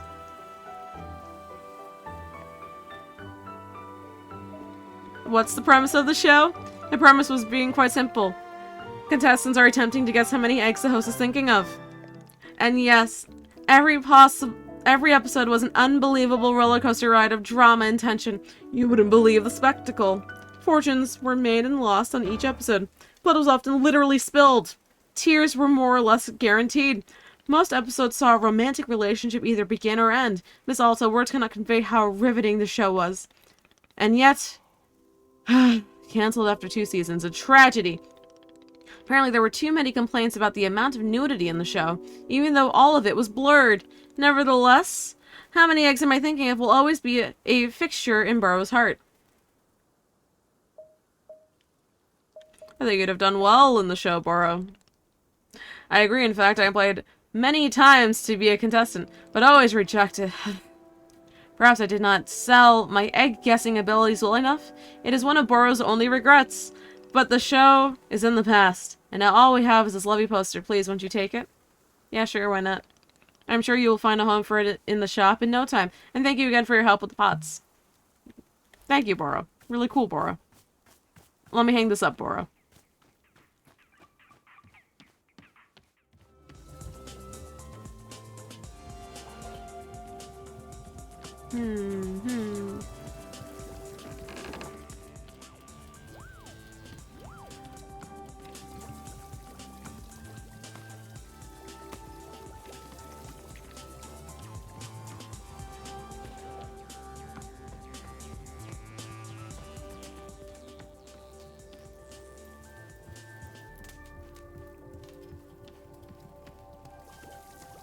Ah, right here.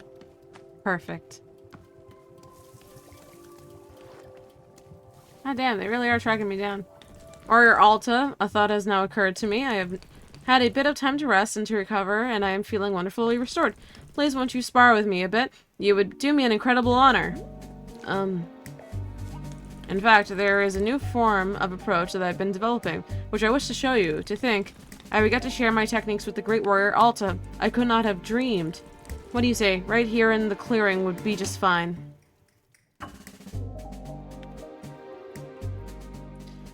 I'm gonna be honest. I can't fight. I'm not able to. Can't fight. How do you mean? Oh my god, how do I explain this? I came to these woods looking for training. Training with Master Winters. Wait, are you telling me this is the very forest where the great Master Winters retired? Yep, it is. Incredible! It seems fate truly has steered me along a blessed path. Oh, but please, do continue your story. We shall speak of your training later. So anyway, for some reason, while I was looking for her, my body started to fail me. It's my sword. I can't carry my sword at all. That's why it's over there, on the tree stump. I've tried, but I don't know. I feel totally fine otherwise. I just can't lift the sword. So, yeah, I don't know what's going on. Oh, I'm really sorry. But I don't think I can spar with you right now. Warrior Alta, please, I admire your modesty. But with all due respect, surely you are mistaken. I observed you tending to the shop, and you are the very picture of health. No, I'm very certain that it is somehow a mistake. How about if we begin to spar lightly? Perhaps you simply need to feel the rush of combat again. Once we are able to fight as equals, I am certain your strength will return to you. Sounds good, let's do it. Excellent, this is fantastic news. I believe I saw a spot on the field that would be perfect for us. I will go meet you there. Little does he know, Alta kept passing the fuck out. But if sparring's what you want, we'll give it a shot. Hello. I've done it. I have built the wind chime. Oh, that's cool. It is there now. It is good. Thanks. Yes. Okay, thank you. You didn't have to try and track me down or whatever for it, but thanks, I guess.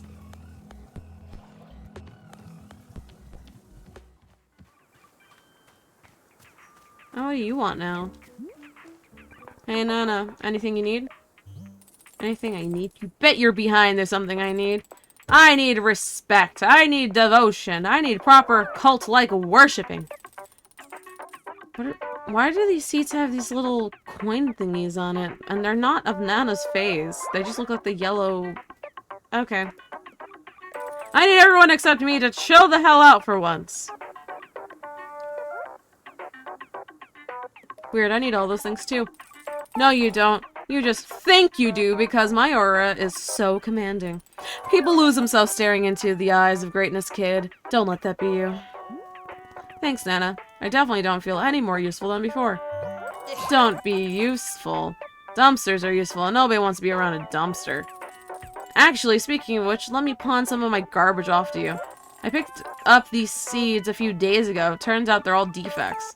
They don't make plants at all. They grow into weird statues and nonsense like that. Seeds growing into statues? Haven't you ever heard of laws of physics? Gotta get rid of them now. You need to clear the inventory. Pick one of them to take. If they're garbage, why can't I have all three? Because it would paint me as a highway generous person.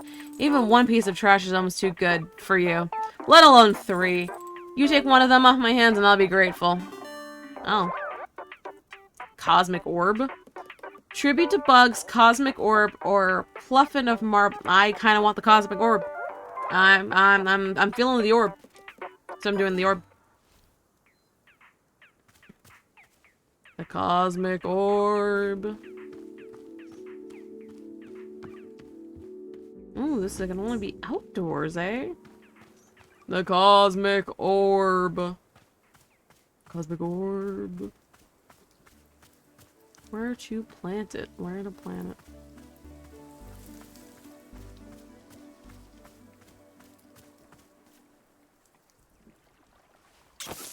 The Cosmic Orb. Okay. The Cosmic Orb. I'm asleep now. Thank you for the tea. Yes, it was good. Yes, okay, goodbye. Oh, that was very polite. You didn't have to say goodbye, but thank you. That was actually that was very polite. The Cosmic Orb. Anyway.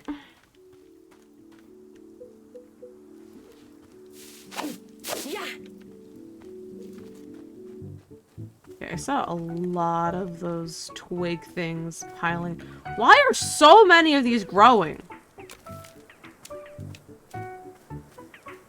Why are there so many of these? Snip, snip, snip, snip, snip, snip, snip, snip. Snip, snip, snip. Snip, snip, snip, snip, snip. Snip, snip, snip. Snip, snip, snip, snip, snip, snip, snip. Snip, snip, snip, snip, snip, snip. Snip, snip, snip, snip, snip, snip. Snip, snip, snip. Snip, snip, snip, snip, snip, snip, snip, snip, snip, snip, snip, snip, snip. Get all this shit out of here. I don't want it.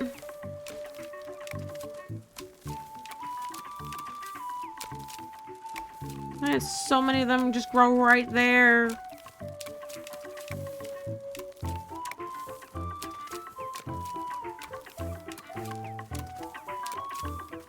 Okay.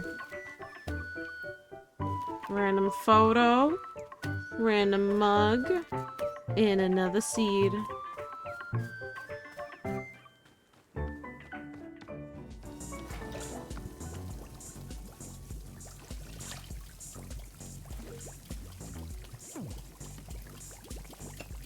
Be cool.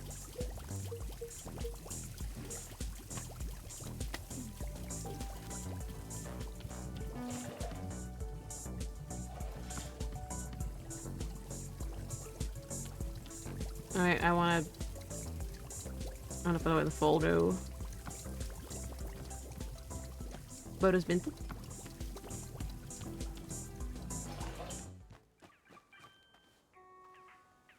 What do you want again?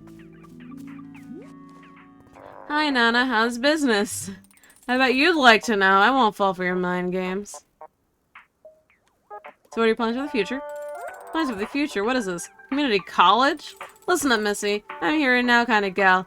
I got no use for the future. I live in the present moment so freaking hard it would make your head spin. Future? Ha! I spit on the future. Come get me, future. Come do your dirty work on me if you dare. You really sound very enlightened right now. Of course I'm enlightened. I'm the very goddamn aspect of spiritual centeredness. You hear anyone saying I'm not enlightened? You send them my way for a good ass kicking. Speaking of enlightenment, take one of these promotional items with you. I'm focusing on brand awareness inserting myself into the public conversation. So we're going to take a piece of Nana brand and merchandise to get the word out.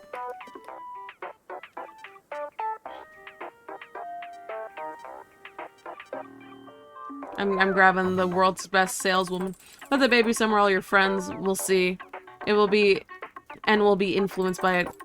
Maybe actually make some friends too while you're at it. Friends with disposable income. I see. Hello, hello, book lovers. It's Book by Mail Club again. Oh no, that's archive mail. That's my bad.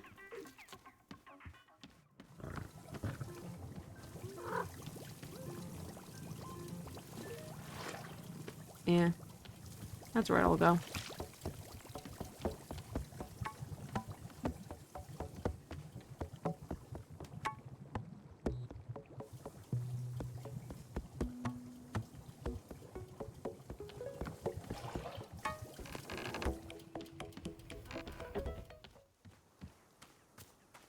Prepare to be massively disappointed. Actually, let me...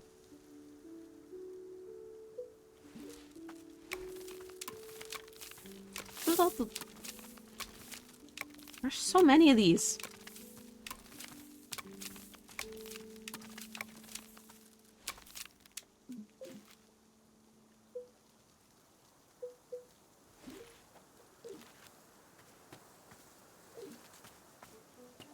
Sorry, we'll get to you in a moment. I simply must deal with this.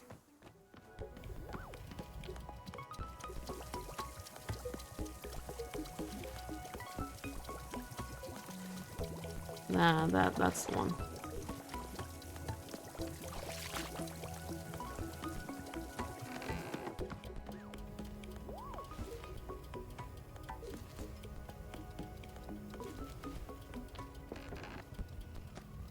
Sure.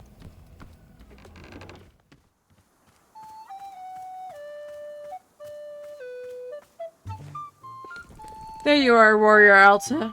Shall we begin? I don't give a damn about cheap viewers. Maybe, perhaps, you should go fuck yourself. I do not care for this petty demonstration of attempting to give me something.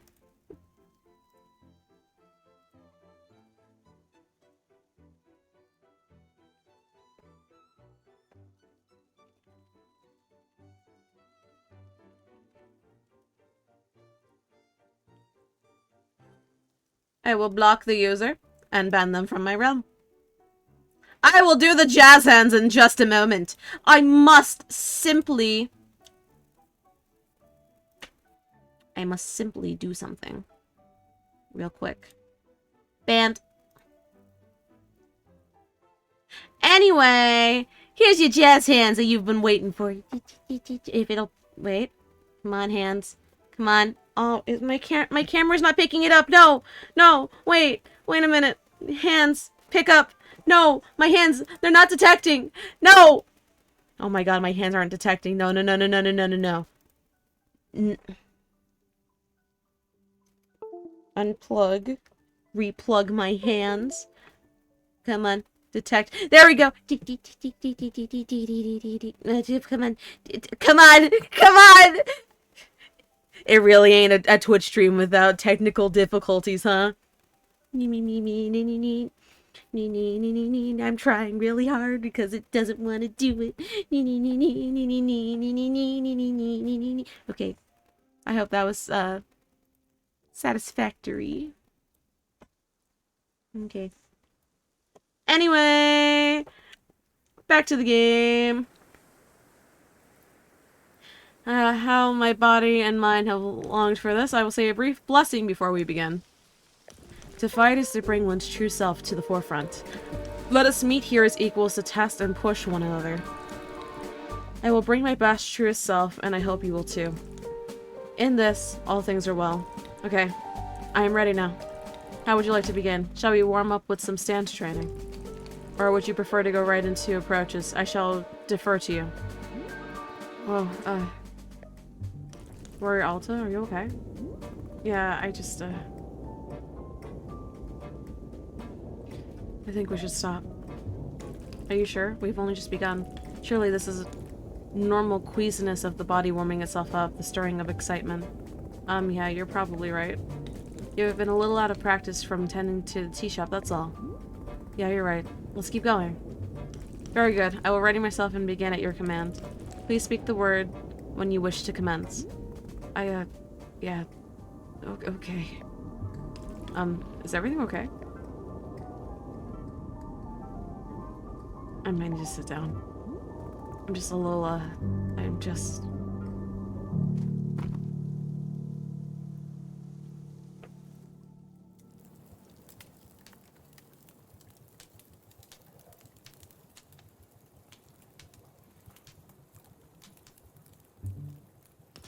Warrior Alta, I'm glad to see you are coming too.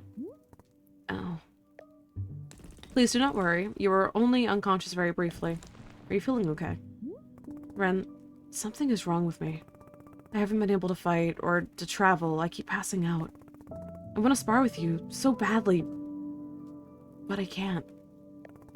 My body just won't let me.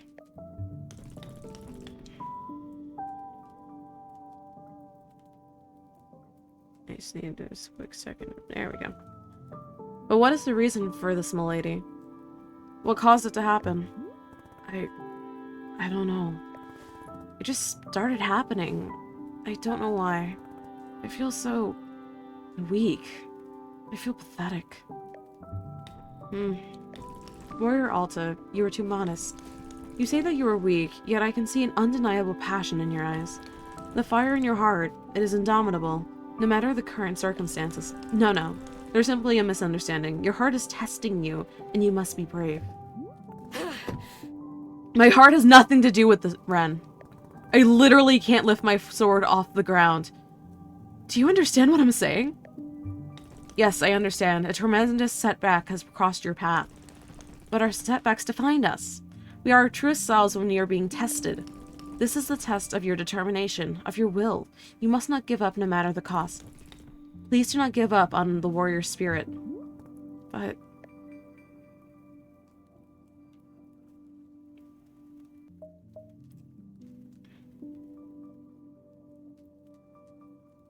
Ren, what if I'll never be able to fight again? Never be able to fight again? Warrior Alta, that is absurd. No person I have ever known is as fit to be a fighter as you. It is in your blood. If you succumb to such unfounded fears, it would be a great disservice to yourself and to the world. No. Please cast these thoughts from your mind. Send them as far away as possible. But then I need to figure out what's wrong with me first. I'm in no condition for combat right now. Warrior Alta, you and I are as brethren to one another as we are in this together. I promise I will fight by your side until we have cured whatever ails you. Allow me to meditate on this. I will come back to you when I have a proposal. Thanks.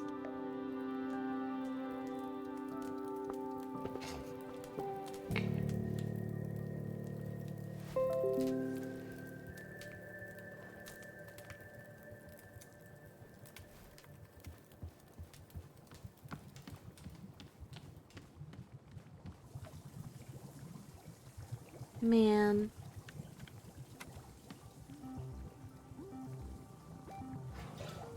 Oh. All of them ain't doing anything. I don't have to tend to any of them. Which means I'm actually going to see if I can try and make another tea. Using one of these. Wait. You. Oh, that's something I can be assisting. You said you wanted me to put up some photos. Yes, if you use the photo camera, you could make some lovely memories. When I take some photos and hang them around the shop, I feel like that'd be nice. When you put up a few more photos, please do come see me. Okay, you want even more photos up. Got it. Got it.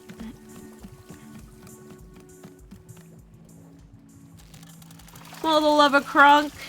Wrong lever. And I know I don't need tea leaves for Alta herself to have the teas.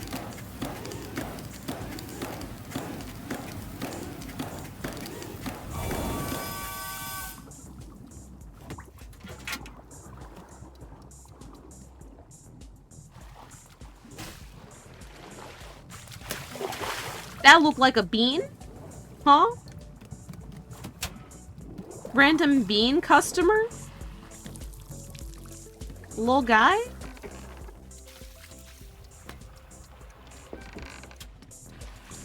After I do this.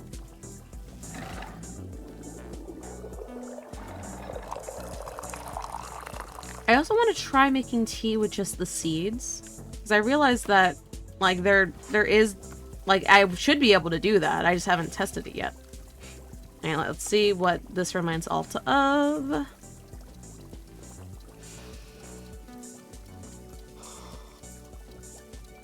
What are your thoughts? Does this taste like leather? I guess I don't know what leather tastes like. You know, leatherworking was the one single thing my dad was good at. He'd always make people gifts on their birthday. Things like shoes or a handbag or whatever. But it was always a hobby for him. He refused to do it professionally, you know, to take it seriously. And that killed me. Because, come on, this is something you're good at. Or you could be good at, really good. So it was such a waste in my mind. I told him that. Told him it was a waste. And I remember, God, the look he gave me when I said that, of like I'd said the most demeaning thing to him. I'd never seen him get mad like that before. I wish he'd been like that more often. Mad. Why? What do you... Girl.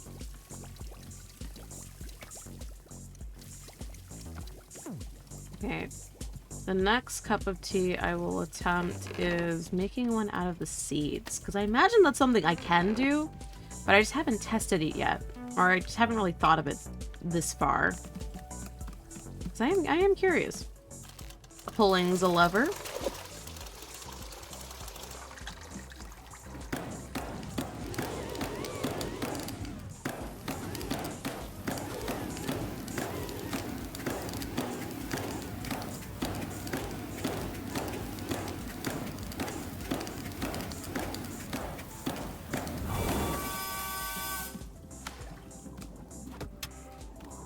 Kick.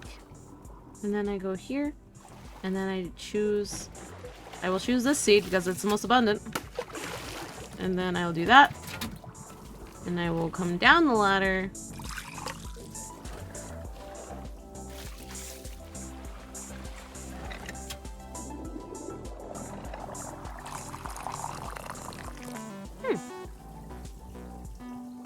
Alright, I am curious. What will the seeds give Alta as memory? Because I am curious. You can make tea basically out of most things. Let's see it. Does this taste like leather? I guess I don't know what leather tastes like. You know, leatherworking was Is the this the one same? single thing my dad was good at.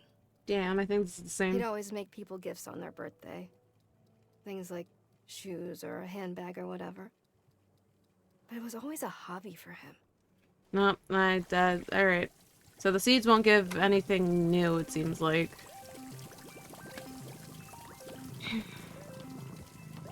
Now I know. You. Hello, Warrior Alta. I have meditated on your predicament, and I have the perfect solution. Oh?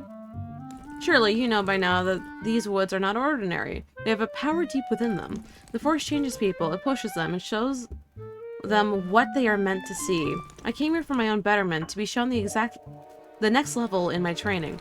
Yet I see now that what I truly need is to help someone else, to help you on your own journey. Tell me, have you ever heard of the sacred spring located within this very forest? No. The sacred spring is a glade where holy water runs in abundance. It can only be found through diligent mapping of all parts of the forest. It is notoriously easy to miss. But I believe that if we find it, your wounds can be healed and you will return to yourself. I will personally go with you to ensure that we find it no matter what. What do you say? Is this plan acceptable? You know what? Fuck it, we ball. Sure, let's do it. Excellent. I'm glad you agree. How will we look for the sacred spring? Here, come with me to the work bench around back. I will draw a map to show you my plan. Okay, I think the person with the exclamation point up here was the bean. Yes, bean character. Small little guy. Bet. Welcome to Wanderstop. It's a tea shop. Tea? Oh goodness. You see, in my hometown we're forbidden to drink tea, so yeah. But it sounds like we aren't in your hometown. Right, of course. That's true. But, well... It's just that they say it's forbidden and no tea ever and that sort of thing, so... So yeah, it wouldn't be allowed, you know, I couldn't... It sounds to me like you definitely want tea. What? No! No, wait, what? No! What kind of tea do you want? What kind of tea? Do I get to pick? Yes, like what do you want me to put in the tea? I guess maybe, gosh, how about books? Books? Is that not something people put into tea? Did I do it wrong? It's just that most people ask for tea with fruit or leaves in it. Oh no! I was way off! Oh my gosh, books! What was I thinking? No, let's try it. I want to see what book tea tastes like. Really? Okay, well, then sure, I suppose. Book tea, coming up. Should I use one of the Dick Warhard books? Or should I use the economics book? What book should I use to make the tea? As we've seen, anything can go in the tea. Will the bean absorb the knowledge? Is that why they're not allowed to? I'm gonna do the gardening one. Or maybe not. Well, let me see what this actually says.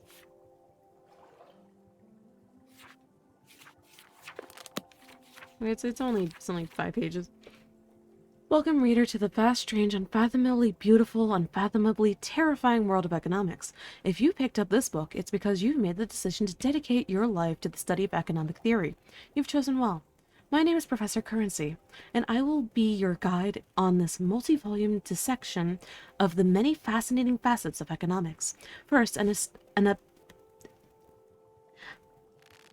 why am my words getting caught up? Damn. First, I keep trying and it's just not coming out, and I feel like I'm gonna stutter it. I'm gonna skip that one word. I don't know why I'm like tongue-tied for it. Do not be daunted by the complex nature of what you're about to read. The pursuit of economic study is demanding, rigorous, and often physically painful. This is normal. Pain in economics entering the body is economics entering the body. Rest assured that whatever struggles you face in comprehending this knowledge, you'll be rewarded tenfold once you fully understand it. Armed with a fierce comprehension of economic theory, you will become an unstoppable machine of intellect and charisma. So where to begin? How does one dive into a field as rich and dense as economics? Well, let us start with a brief history. Economics did not exist prior to the Crimson Age. Up until this time, all goods and services were given random value. What? Bartering? Bartering is what it was. These values could change arbitrarily, at any time, for any reason. A loaf of bread might cost 10 grimlets? Grimlets? Grumbus. In the morning, and then at 3 p.m., the price could suddenly leap to 85,000 grimlet. There is no such thing as a grimlet! And while the price could then drop to half a grimlet by 4 p.m. By then, the bread market was already in shambles. It was a terrible way to live, and every day tens of thousands of people died simply from overexerting their brains trying to figure the system out. However, at the beginning of the Crimson Age, the government decided that enough was enough. The solution was to form a special committee to stop money-related thinking deaths, which gathered once every 3 months for an hour to discuss and deliberate on a brand new system of valuing goods and services. And after 6 months of congregation, they had invented a system which we use to this very day. Economics. Under this new and profound ideology, goods and services would be given prices that correspond directly with their value. It was a change that produced drastic and immediate impact upon the entire world. While many were happy to have a consistent and reliable method of valuing their items, for others it was disastrous. A significant number of merchants had gotten rich selling services like a cold bag of gross, ugly rocks, by simply waiting for the exact moment when their service was very reasonably priced while all other services were completely unaffordable. Yet, while there was complaint, for the most part, this new system was widely accepted and adopted. Quickly, vendors began to ask questions like, what will consumers actually want to pay money for? And is there a solution where the market values a cold bag of gross, ugly rocks more than literally any other commodities? These questions became the cornerstone of economic study, and the ugly rock test is the first principle taught in the most 101 economics classes. While it is currently certainly true that the specifics of market value are quite different today than they were in the Crimson Age, the fundamental underlying tenets of economic theory are the same now as they were back then. It continues to be true that consumers want things and are willing to pay for a good if the price is why am I struggling so much with its value? It continues to be true that a cold bag of gross ugly rocks is a tremendously difficult, though not impossible, item to advertise as being the most valuable commodity a person can possibly own. And it continues to be true that everybody wants to make money, which means that in some sense, everybody is an economist. Of course, some of us are more an economist than others, since we went to school for it and physically fought one another tournament style in gladiatorial arenas to earn our diplomas. But on more of a theoretical and not very real level, every single person in today's world is an economist. This concludes our discussion of the history of economics. But what are the practical implications of economic theory in today's world? How can economists best be used for personal gain? And what about the economist combat tournament I mentioned, and the light implication of packed arenas around the world where such tournaments are held? Several of these questions will be answered in Professor Currency's Guide to Economics Volume 2. Join me in the next book as we dive further into an unfathomably, unintelligibly, illegibly beautiful world of economics. The end. I'm going to use that book. I'm going to use that book to make tea. Or a tea of sorts. Do I still need tea leaves for this? Probably. I mean, it did say only for Alta that you don't need tea leaves for. So, book tea, eh?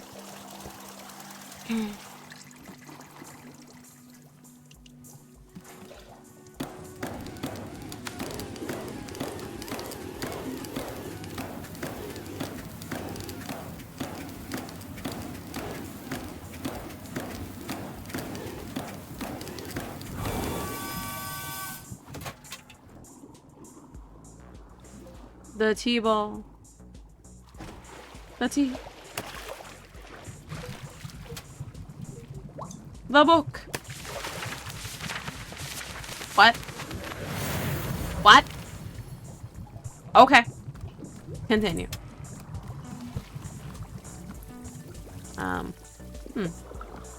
Well, time to get the little bat person a cup. I will do the rose cup. I wonder what Alta's reaction to getting book tea will be.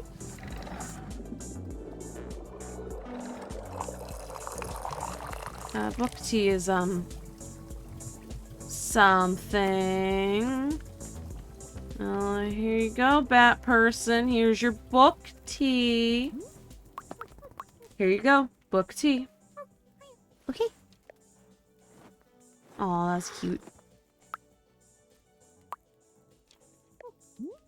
How does it taste? I think it's good. Or maybe, gosh, well. I don't know what book tea is supposed to taste like, but I think it's probably good. Kinda makes me want to start a business, like I could run a company, maybe. Yeah, she gained the knowledge of the book. Why aren't you allowed to drink tea back home? Oh, well, we have all sorts of rules, like a million things we can't do. But it's not that bad, honestly, other than all the rules. Yeah, it's great. Okay. Why should like a little skipping? I enjoy this character design. It is very cute. Can I have my cup back? Can I have my cup back, please? Pretty please with a cherry on top.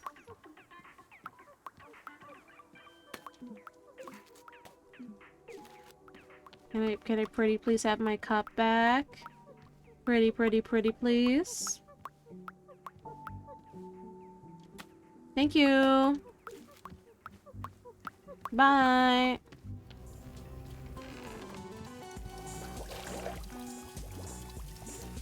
Anyway. Teacup.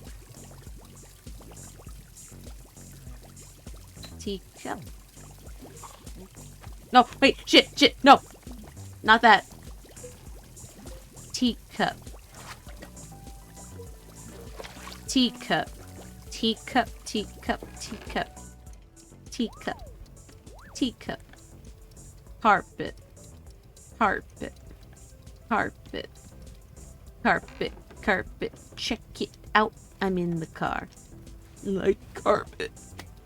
Carpet. Carpet. Well, I'm going to, have all to drink this.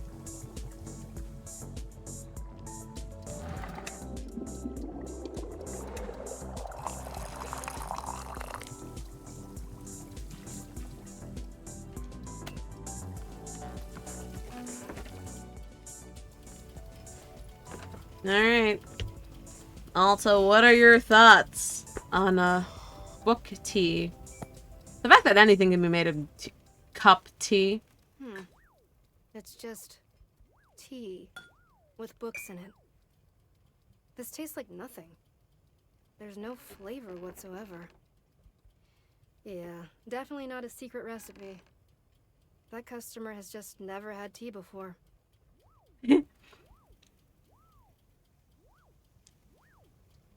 That customer has just never had tea before. Yeah.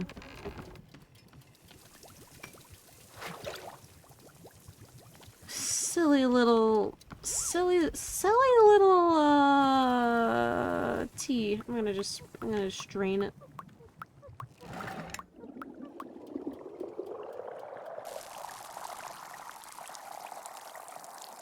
Let's just strain that. There we go.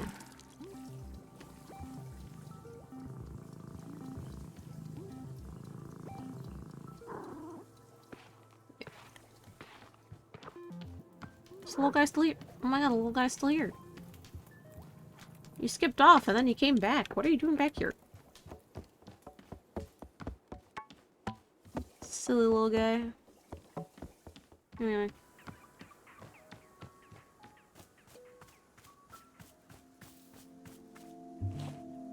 Alright, let me illustrate my plan for you. We will be thorough and diligent. The first thing that needs to be done is to chart all navigable... Why can't I say words today? Part of the forest. I first propose a 5-day period of survey to map the forest as best we are capable. From there, we will select hotspot locations with the greatest likelihood of springs nearby. For example, regions where Oh, she can't do it. Nope. She's getting overwhelmed, I think. For each such location, we will spend 3 days navigating the area, traveling in greater and greater circles. Should the method not produce results, we will measure the elevation level at each spot we've investigated. Using these measurements, we're track the downhill movement of any bodies of water we found. This should lead us to...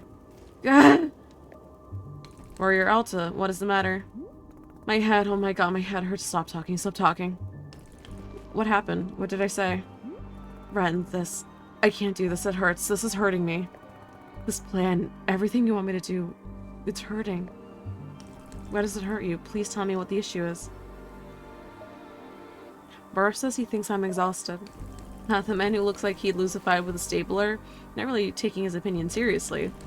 How can he know what's best for you? You are the only one who knows what's best for you. I can't go with you. I'm afraid I do not understand. You cannot go to find the sacred spring because my plan makes your head hurt?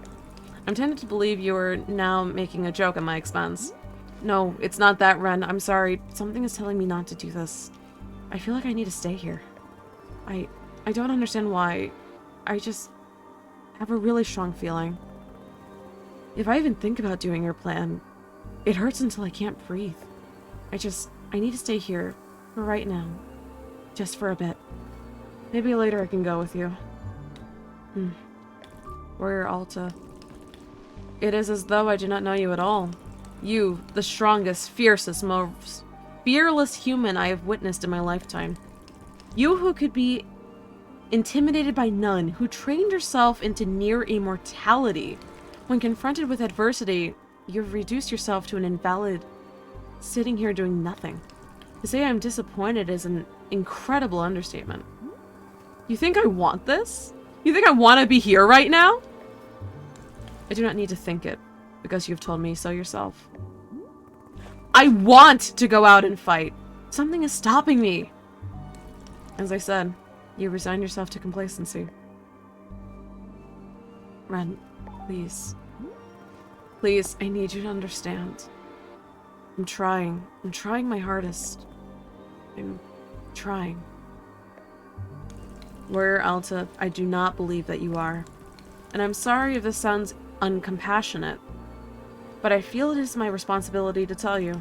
I have a responsibility as a warrior to speak what is true and honest. I can only tell you that the person in front of me is not the Alta I grew to admire. The person she was, unwavering in her conviction. I hope to meet her one day. I will be leaving now. Take care.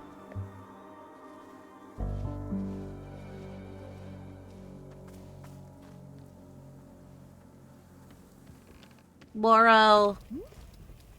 Did you see the guy in the mask run? Yes, of course. Burrow noticed two of you preparing to do combat of some kind. Has something happened?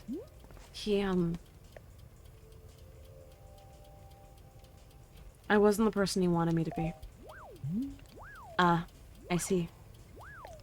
Are you the person you want you to be? No? But I don't know, it's weird. This is a weird time. I don't want to talk about it. Of course, please forgive me. I am sometimes getting too personal with questions. Well, Bora will simply say that he very much enjoys the person that Miss Alta is. Our masked friend is welcome to his opinion, but now you are having my opinion as well. Thanks. You are welcome. I hope that you are feeling okay in spite of it all. Yeah. The bat person! You! I must talk with you! Say there. Oh wait. Say there, I have a question. Is tea just water with ingredient in it? That's all it is. You don't have any miracle plum, do you? It's a sort of fruit. Miracle plum? I remember seeing that in my field guide. Oh, okay. Well, I was gonna say, if you did have it, then maybe you could make a tea out of it? But it's totally fine if you don't have any. I'm actually not sure. Let me check with Boro. Boro! Boro! Boro, where are you? There you are. Please, where do we have the palm thing? Hey, a customer here mentioned a fruit I've never heard of. Miracle palm? My heavens, Boro has not received a request for Miracle Palm in many ages. Here, I will be explaining how to acquire it. Miss Alta, do you know that the mushrooms in our clearing can be used to alter your large hybrid plants? Oh. Take a look at this cute little mushroom, for instance. If you're putting... Oh! It'll change the plant's color. And not only is it changing the color of the plant, but the fruit as well. If you were to take a wailing tree and alter it using 3 mushrooms, the fruit it produces will be a different color. This is a miracle palm. In fact, it is exactly the same as a normal wailing fruit, simply looking different.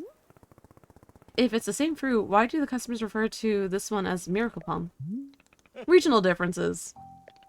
In a place such as the often Farlands, they would refer to this particular fruit as the miracle palm. But to us here, it's just a good old-fashioned, funny-colored wailing fruit. How does that sound? All good? Wailing tree surrounded by 3 colorful mushrooms. Got it. Perhaps it would be good if this information was written down someplace. How about this? Where we'll add a couple pages to your field guide. Okay. There, you see? Each mushroom is having a different effect. These pages will be in the mushroom selection of your field guide. I'm having a bit of a thought. Our field is from the often Farlands, yes? The birthplace of rules and order. They are quite famous for their many restrictions there. Very much is being off limits. I'm guessing that our friend has never had the opportunity to try out some more colorful foods. Miss Alta, perhaps you might consider adding 2 extra fruits to the Miracle Palm tea. Our tea machine really does create such bizarre colors in the tea. The more fruits, the weirder. Of course, this is not a requirement for Miracle Palm team at all. It simply might be a fun surprise for our guests. Okay, I have talked your ear off quite a while. Take care, miss. Oh. This one. Snip, snip, snip, snip, snip, snippity snip, snip, snippity snip, snip.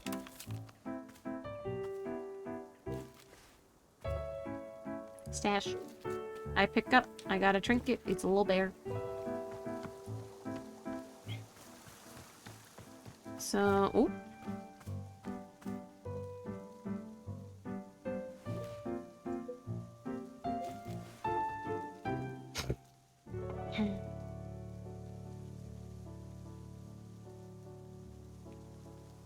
I need huge shroom. Well, now I know what the mushrooms are used for. I was like, what are these used for? Keep having them. Don't know what they're for. Wait, I'm also gonna need...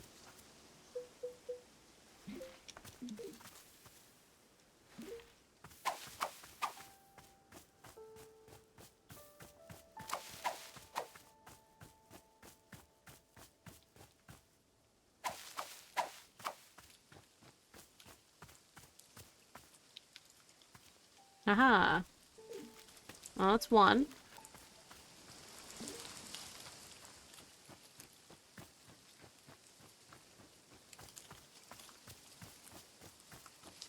I need 2 more hue shrooms. Wish there was a way to grow them.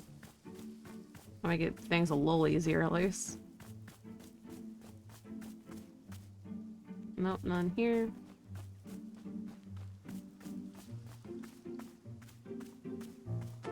Oops.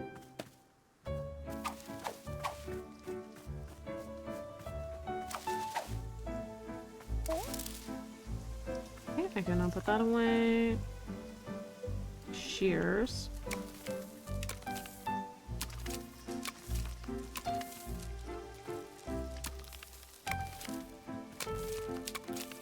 What is with all of the twig things all of a sudden?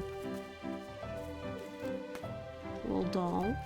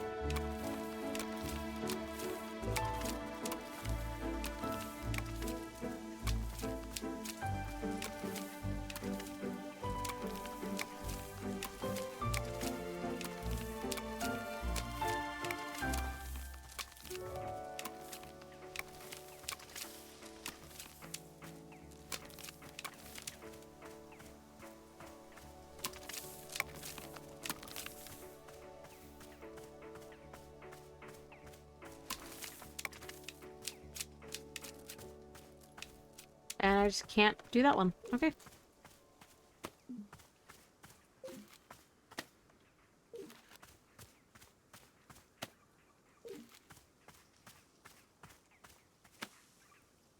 Trinkets.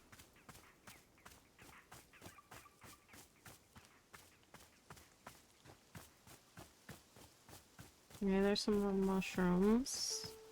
And here's another hue shroom. And another one. Okay, I now have enough hue shrooms.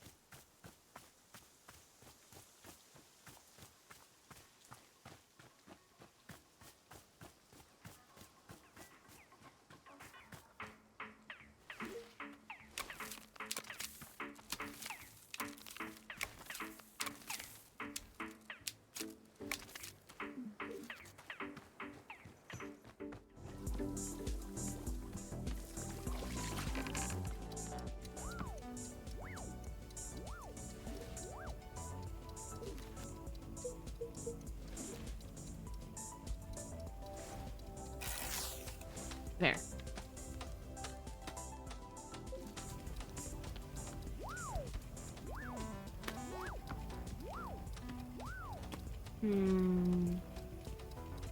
We'll give her the rose cup again.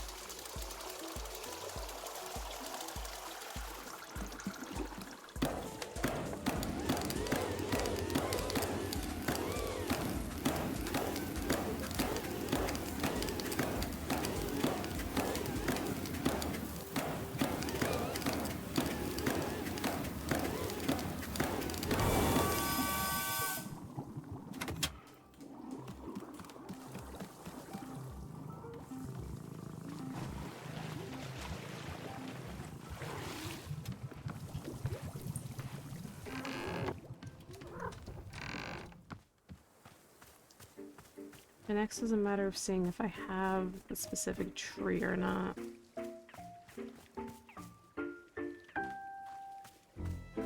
Where are my trees?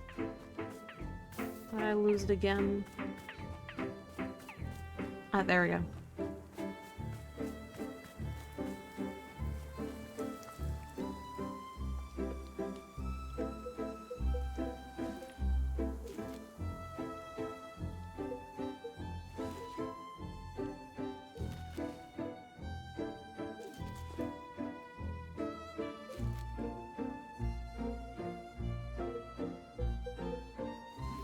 Right. I feel like I dropped something again.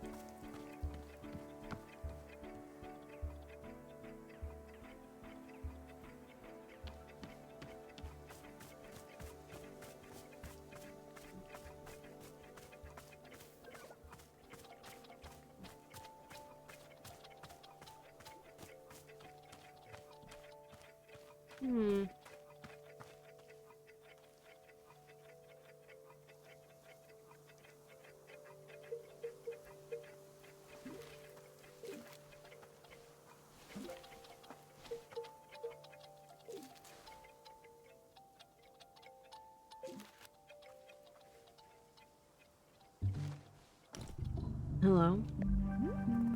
Oh my gosh, Ren. Your arm. What happened to it? It was caught off guard. Uncommon for me. Not like myself. Go take a seat, okay? I guess I'll bring you some tea. Yes. Tea. Is there any particular flavor you want? No.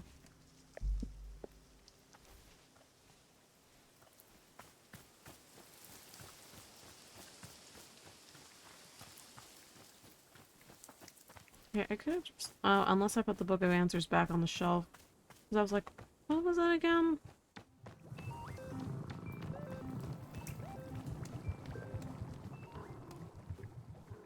No, I didn't put it back on the shelf. Where the hell did I put it?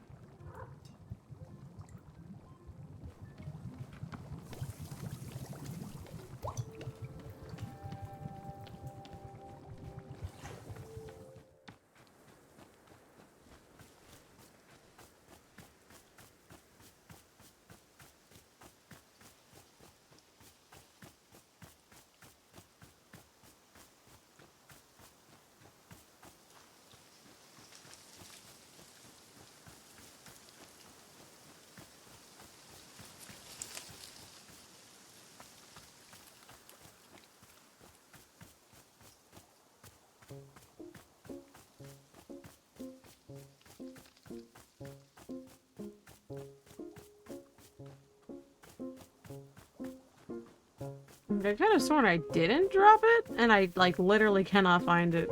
I was gonna... Oh. I did drop it. Carpet. Carpet. Carpet. Carpet. Carpet. Get out. I'm in the car. Like carpet. Alright, wailing fruit.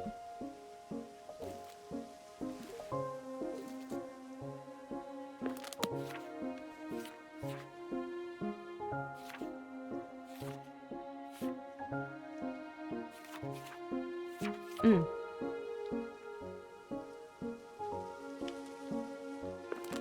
So it should be this tree.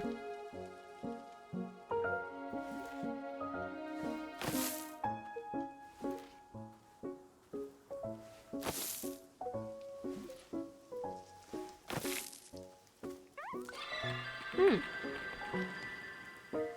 Oh, okay.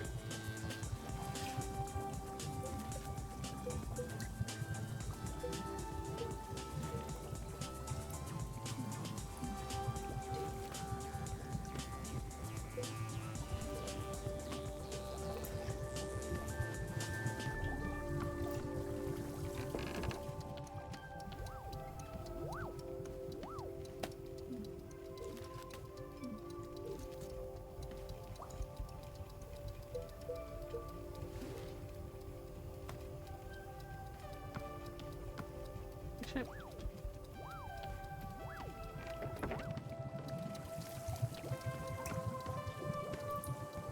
Do that.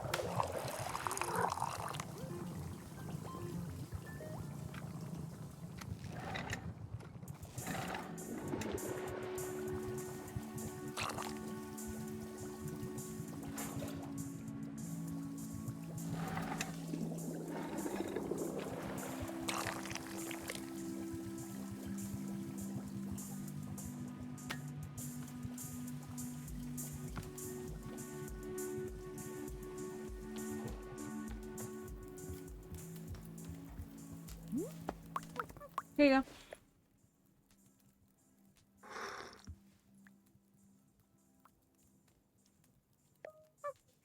Oh, this has to be the actual most colorful drink I've ever had in my life. What did you put in this? And I can taste Miracle Palm too. You found Miracle Palm around here? Oh boy. Boy, oh boy, this stuff is a delicacy back home. My absolute favorite meal, no question. Dang, tastes like home. Where are you from exactly? Have you ever heard of the Often Fairlands? Way, way on the other side of the mountains. Maybe you've heard about our legendary strict set of rules? Hey, we got a lot of rules. Never heard of it. Oh, well, I guess I thought a lot of people had heard of us. Maybe not. And what brought you out here? Oh, well, gosh. I don't think I want to talk about it, actually, sorry. Oh, but hey, I've actually got a photo of what the Often Fairlands looks like. See? Aren't those cave structures neat? Oh, man. Really want to go back someday. Here, you can keep the photo if you like. I have a spare. Sure, why not? Hey, here you go. And thanks again for the tea.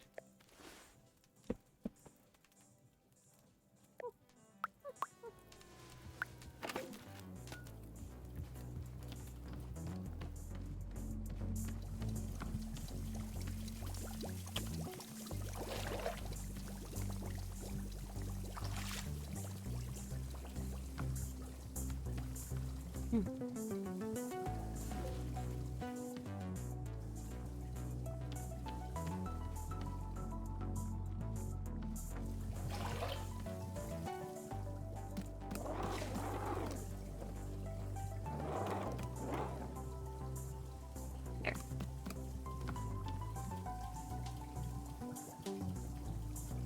And then the dude said any tea, so I guess you reuse the same tea, I guess. Where's this have Alta have some of it?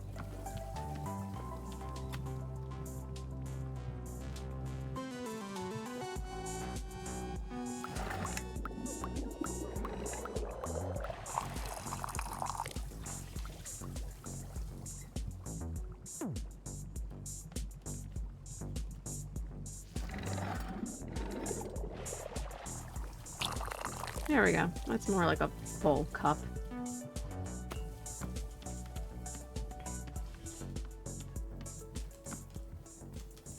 Well, let's see Alta's reaction.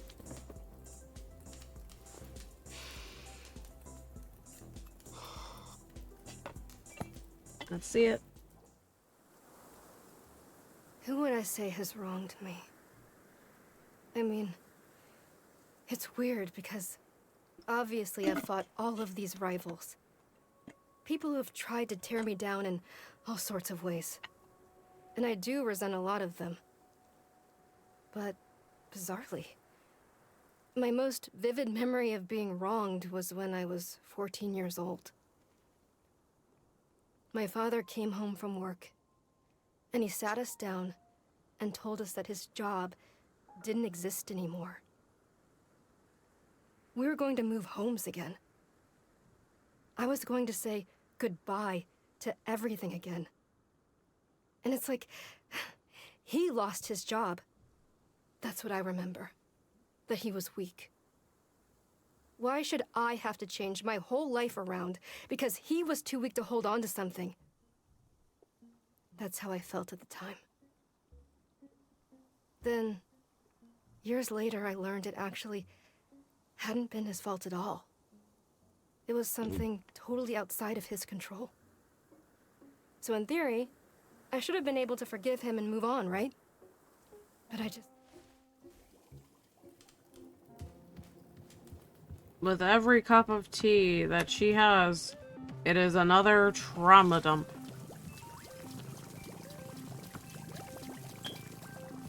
Okay, let's get us a cup.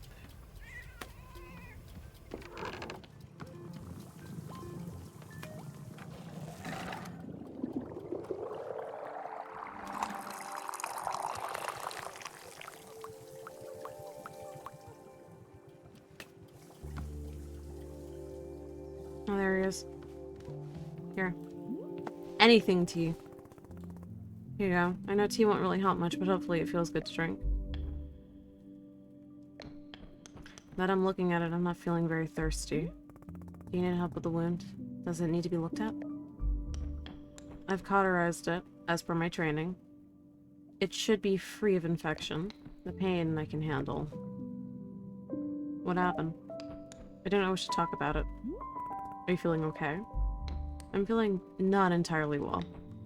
My arm... Well, this is only a setback. Yes, I am being tested. I am called to action. As always, the universe presents me with its challenge. I rise to meet it, or I do not. And to this challenge, I rise. I will recover from this and become twice the fighter I was. Twice the... Ugh! I become incredibly dizzy. You should probably rest. Yes, I will do that. Rear Alta. Yes? Would you permit me to give you something? A decoration for your shop. What decoration? My mask. It would have a good home here. Why? Do you want to give me your mask? Isn't it special to you? Yes, that is why I wish to give it to you. My mask is an extension of my warrior spirit. It speaks to the virtue of persistence. When I wear it, I feel embodied. I felt as though I should leave it with you. I'll take it. Very good. I'll place it by your sword. That way, you can be reminded always of the warrior spirit that is still in you, waiting to reemerge. Fine. I will do that now. Poor guy.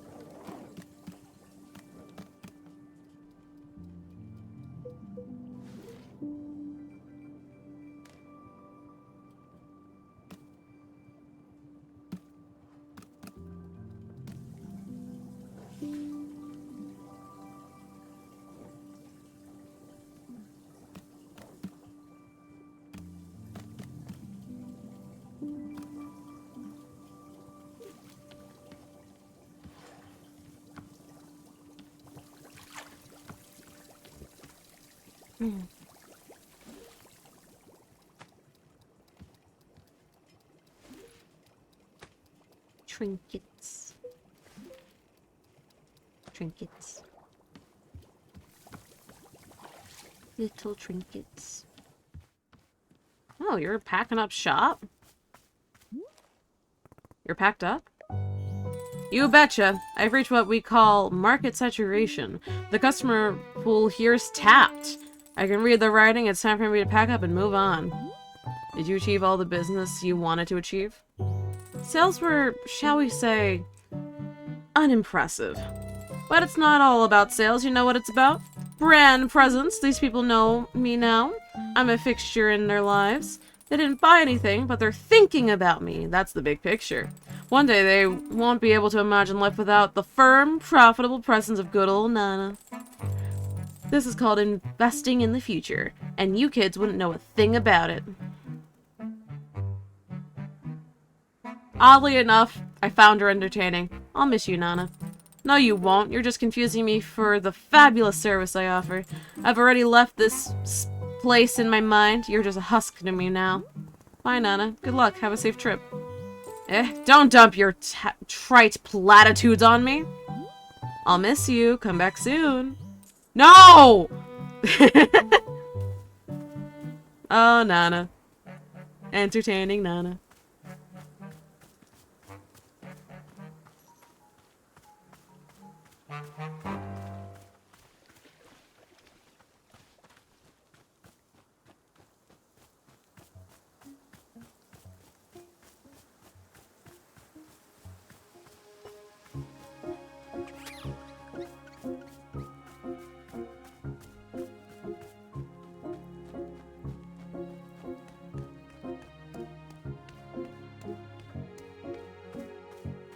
Yeah.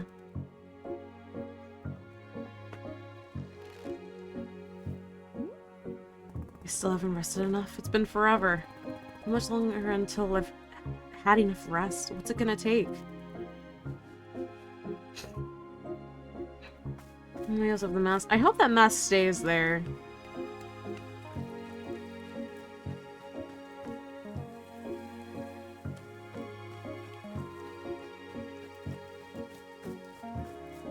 Borrow. Hello, miss. Is there something I can be assisting you with?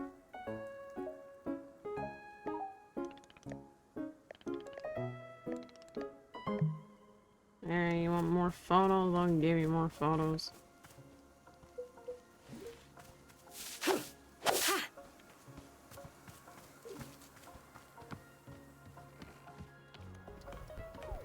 Where is that silly little camera? There it is.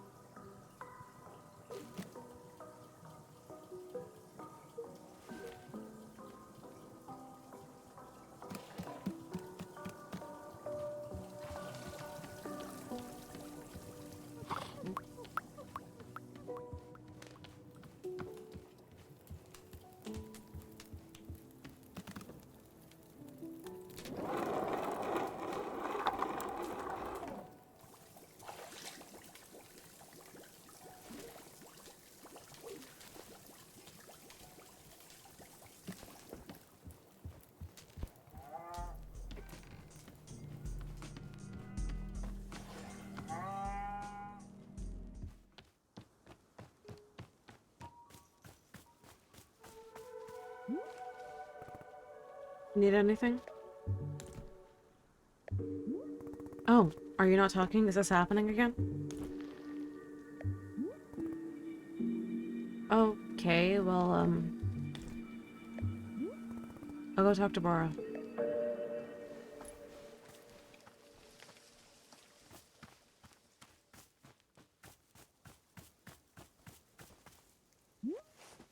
Hey, it's happening again. The thing where people don't speak. Yes, Bora was very curious whether this would be the case. I'm supposing it is once again time to go to the shrine under the willow tree. Let's go there now, yes? Oh, are we gonna go to a different version of the clearing again? Most likely, yes. Okay. Come, we will explore it together. Wait. Yes? Goro, I am... Please, I need to know why I can't fight anymore. I need to know what's wrong with me. I have to know. I can't keep going on like this. Please, can you help me? Can't you do something? Can't you fix me? Miss Alta, may I make a suggestion? The next time you were sitting down at the shrine, I suggest you were holding this question firmly in your mind. There's a state of transition as the forest takes us from one place to the next. The transition place is quite powerful and may respond to your inquiries. But you must be holding that question clear in your mind, yes. Shall we go there now? Yes, I think that would be good. Let us go light the shrine.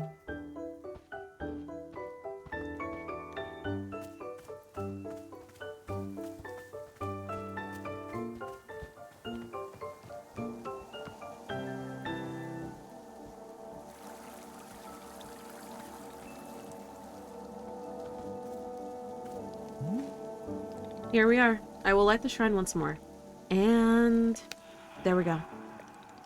You may simply sit down and have whatever you like. Here whenever you like, and the shrine will take care of the rest. I'm wishing you well, Miss Alta, as always.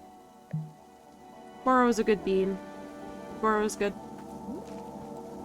Alta stares at the mysterious shrine. Sit down in front of it and let your mind wander? Yes.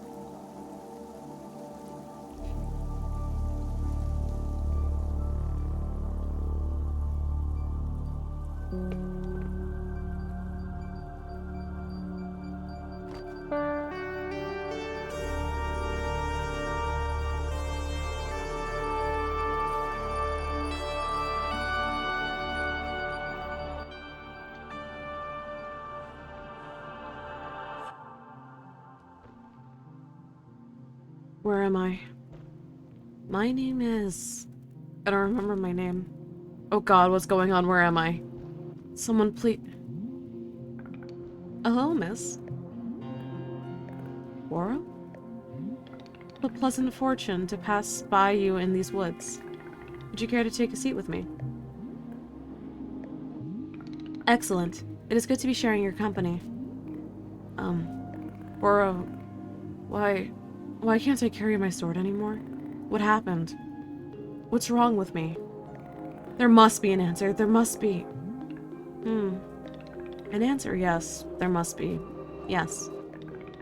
You're holding the question in your mind. This is good. Remember, the forest will help you. It will show you what you need to be seeing. Keep holding the question. Can you see anything? Feel anything? Remember anything? Yeah, I remember. I remember fights. I remember losing. Stupidly. I lost a bunch of fights, and then I came to this forest. I ran, and then I found Master Winters. I found Master Winters. Wait, I did? Goro, did I already find Master Winters? Please, Miss Alta. You should really focus on the memory. Best not to lose it now. Okay. Okay. I remember. I made it to her house. I found Master Winters. I did it. Then what? She welcomed me into her home. She was polite. We talked. I told her who I was, all the things I'd done. I was so excited. Why did I forget this? Ooh. I showed her my capabilities, my speed, my power, and I explained the problem. My losses, my stupid losses. She watched me the whole time. She listened. And then... what happened then? Then we sat down in her kitchen. I told her that I wanted her to train me, to restore me to my full self. With her training, I would be as strong as ever. I had no doubts. Help me to become complete again, I said. She's the only one who could help. Please, I asked her, please help me. And she just sat in silence. And I didn't know what to say. I remember this now. She looks up at me finally after all this, and she says, No. I cannot do this. You are missing something. You are lacking in self-control. I cannot be the one to teach you this, for it takes a very long time to master, and I only have so many years left. Hmm. You must be very disappointed. You've come such a long way and worked yourself so hard just to make it here. Please feel free to stay with me here for some time, if you wish. We can walk in the garden, discuss our pasts, and what we aspire to. These topics are rich soil for the mind. Of course, if you wish to leave, I would be glad to escort you. It is entirely up to you. I sat there, just listening to her say all of this, telling me that I could not be trained. I couldn't think. I couldn't feel. And then, something happened.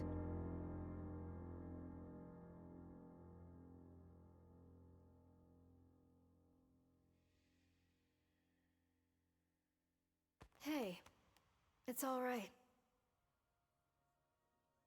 You're going to be okay. I know how to help you.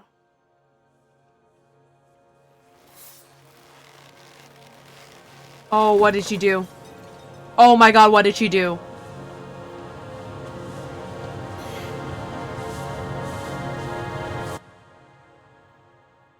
What the hell is wrong with you? What did I do? Why did I do that? I wasn't trying to do that. It wasn't me. I didn't do it. No, please. You have to believe me. Get the hell away from me! Stay away! No, please. I need this. I need your help. Are you insane? Get out of my house! Get out! No. I am in control. I am in control. Please. This isn't me. Please don't let this be me. God, no, please. I don't want to be this person. I don't want to be this person. Traumatic It was amnesia. the worst thing I had ever felt in my life. And I didn't want to feel it anymore. So I just blocked it out. The whole thing. I pushed it all down. As deep down as I could.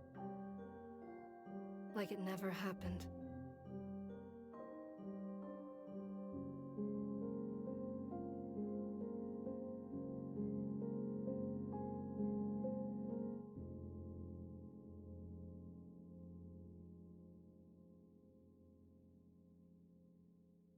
Yeah, it's good that she didn't kill Master Winters, but man, that could... Dude.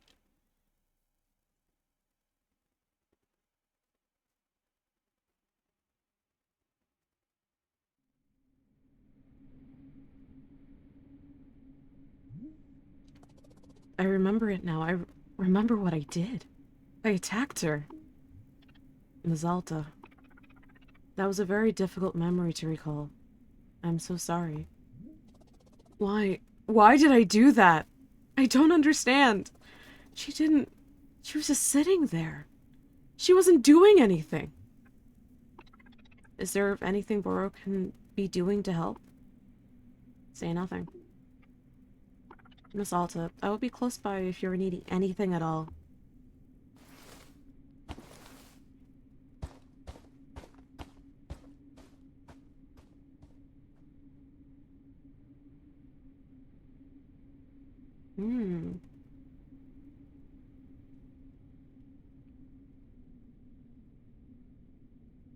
The mask is still there, but now it's all entirely black. Interesting.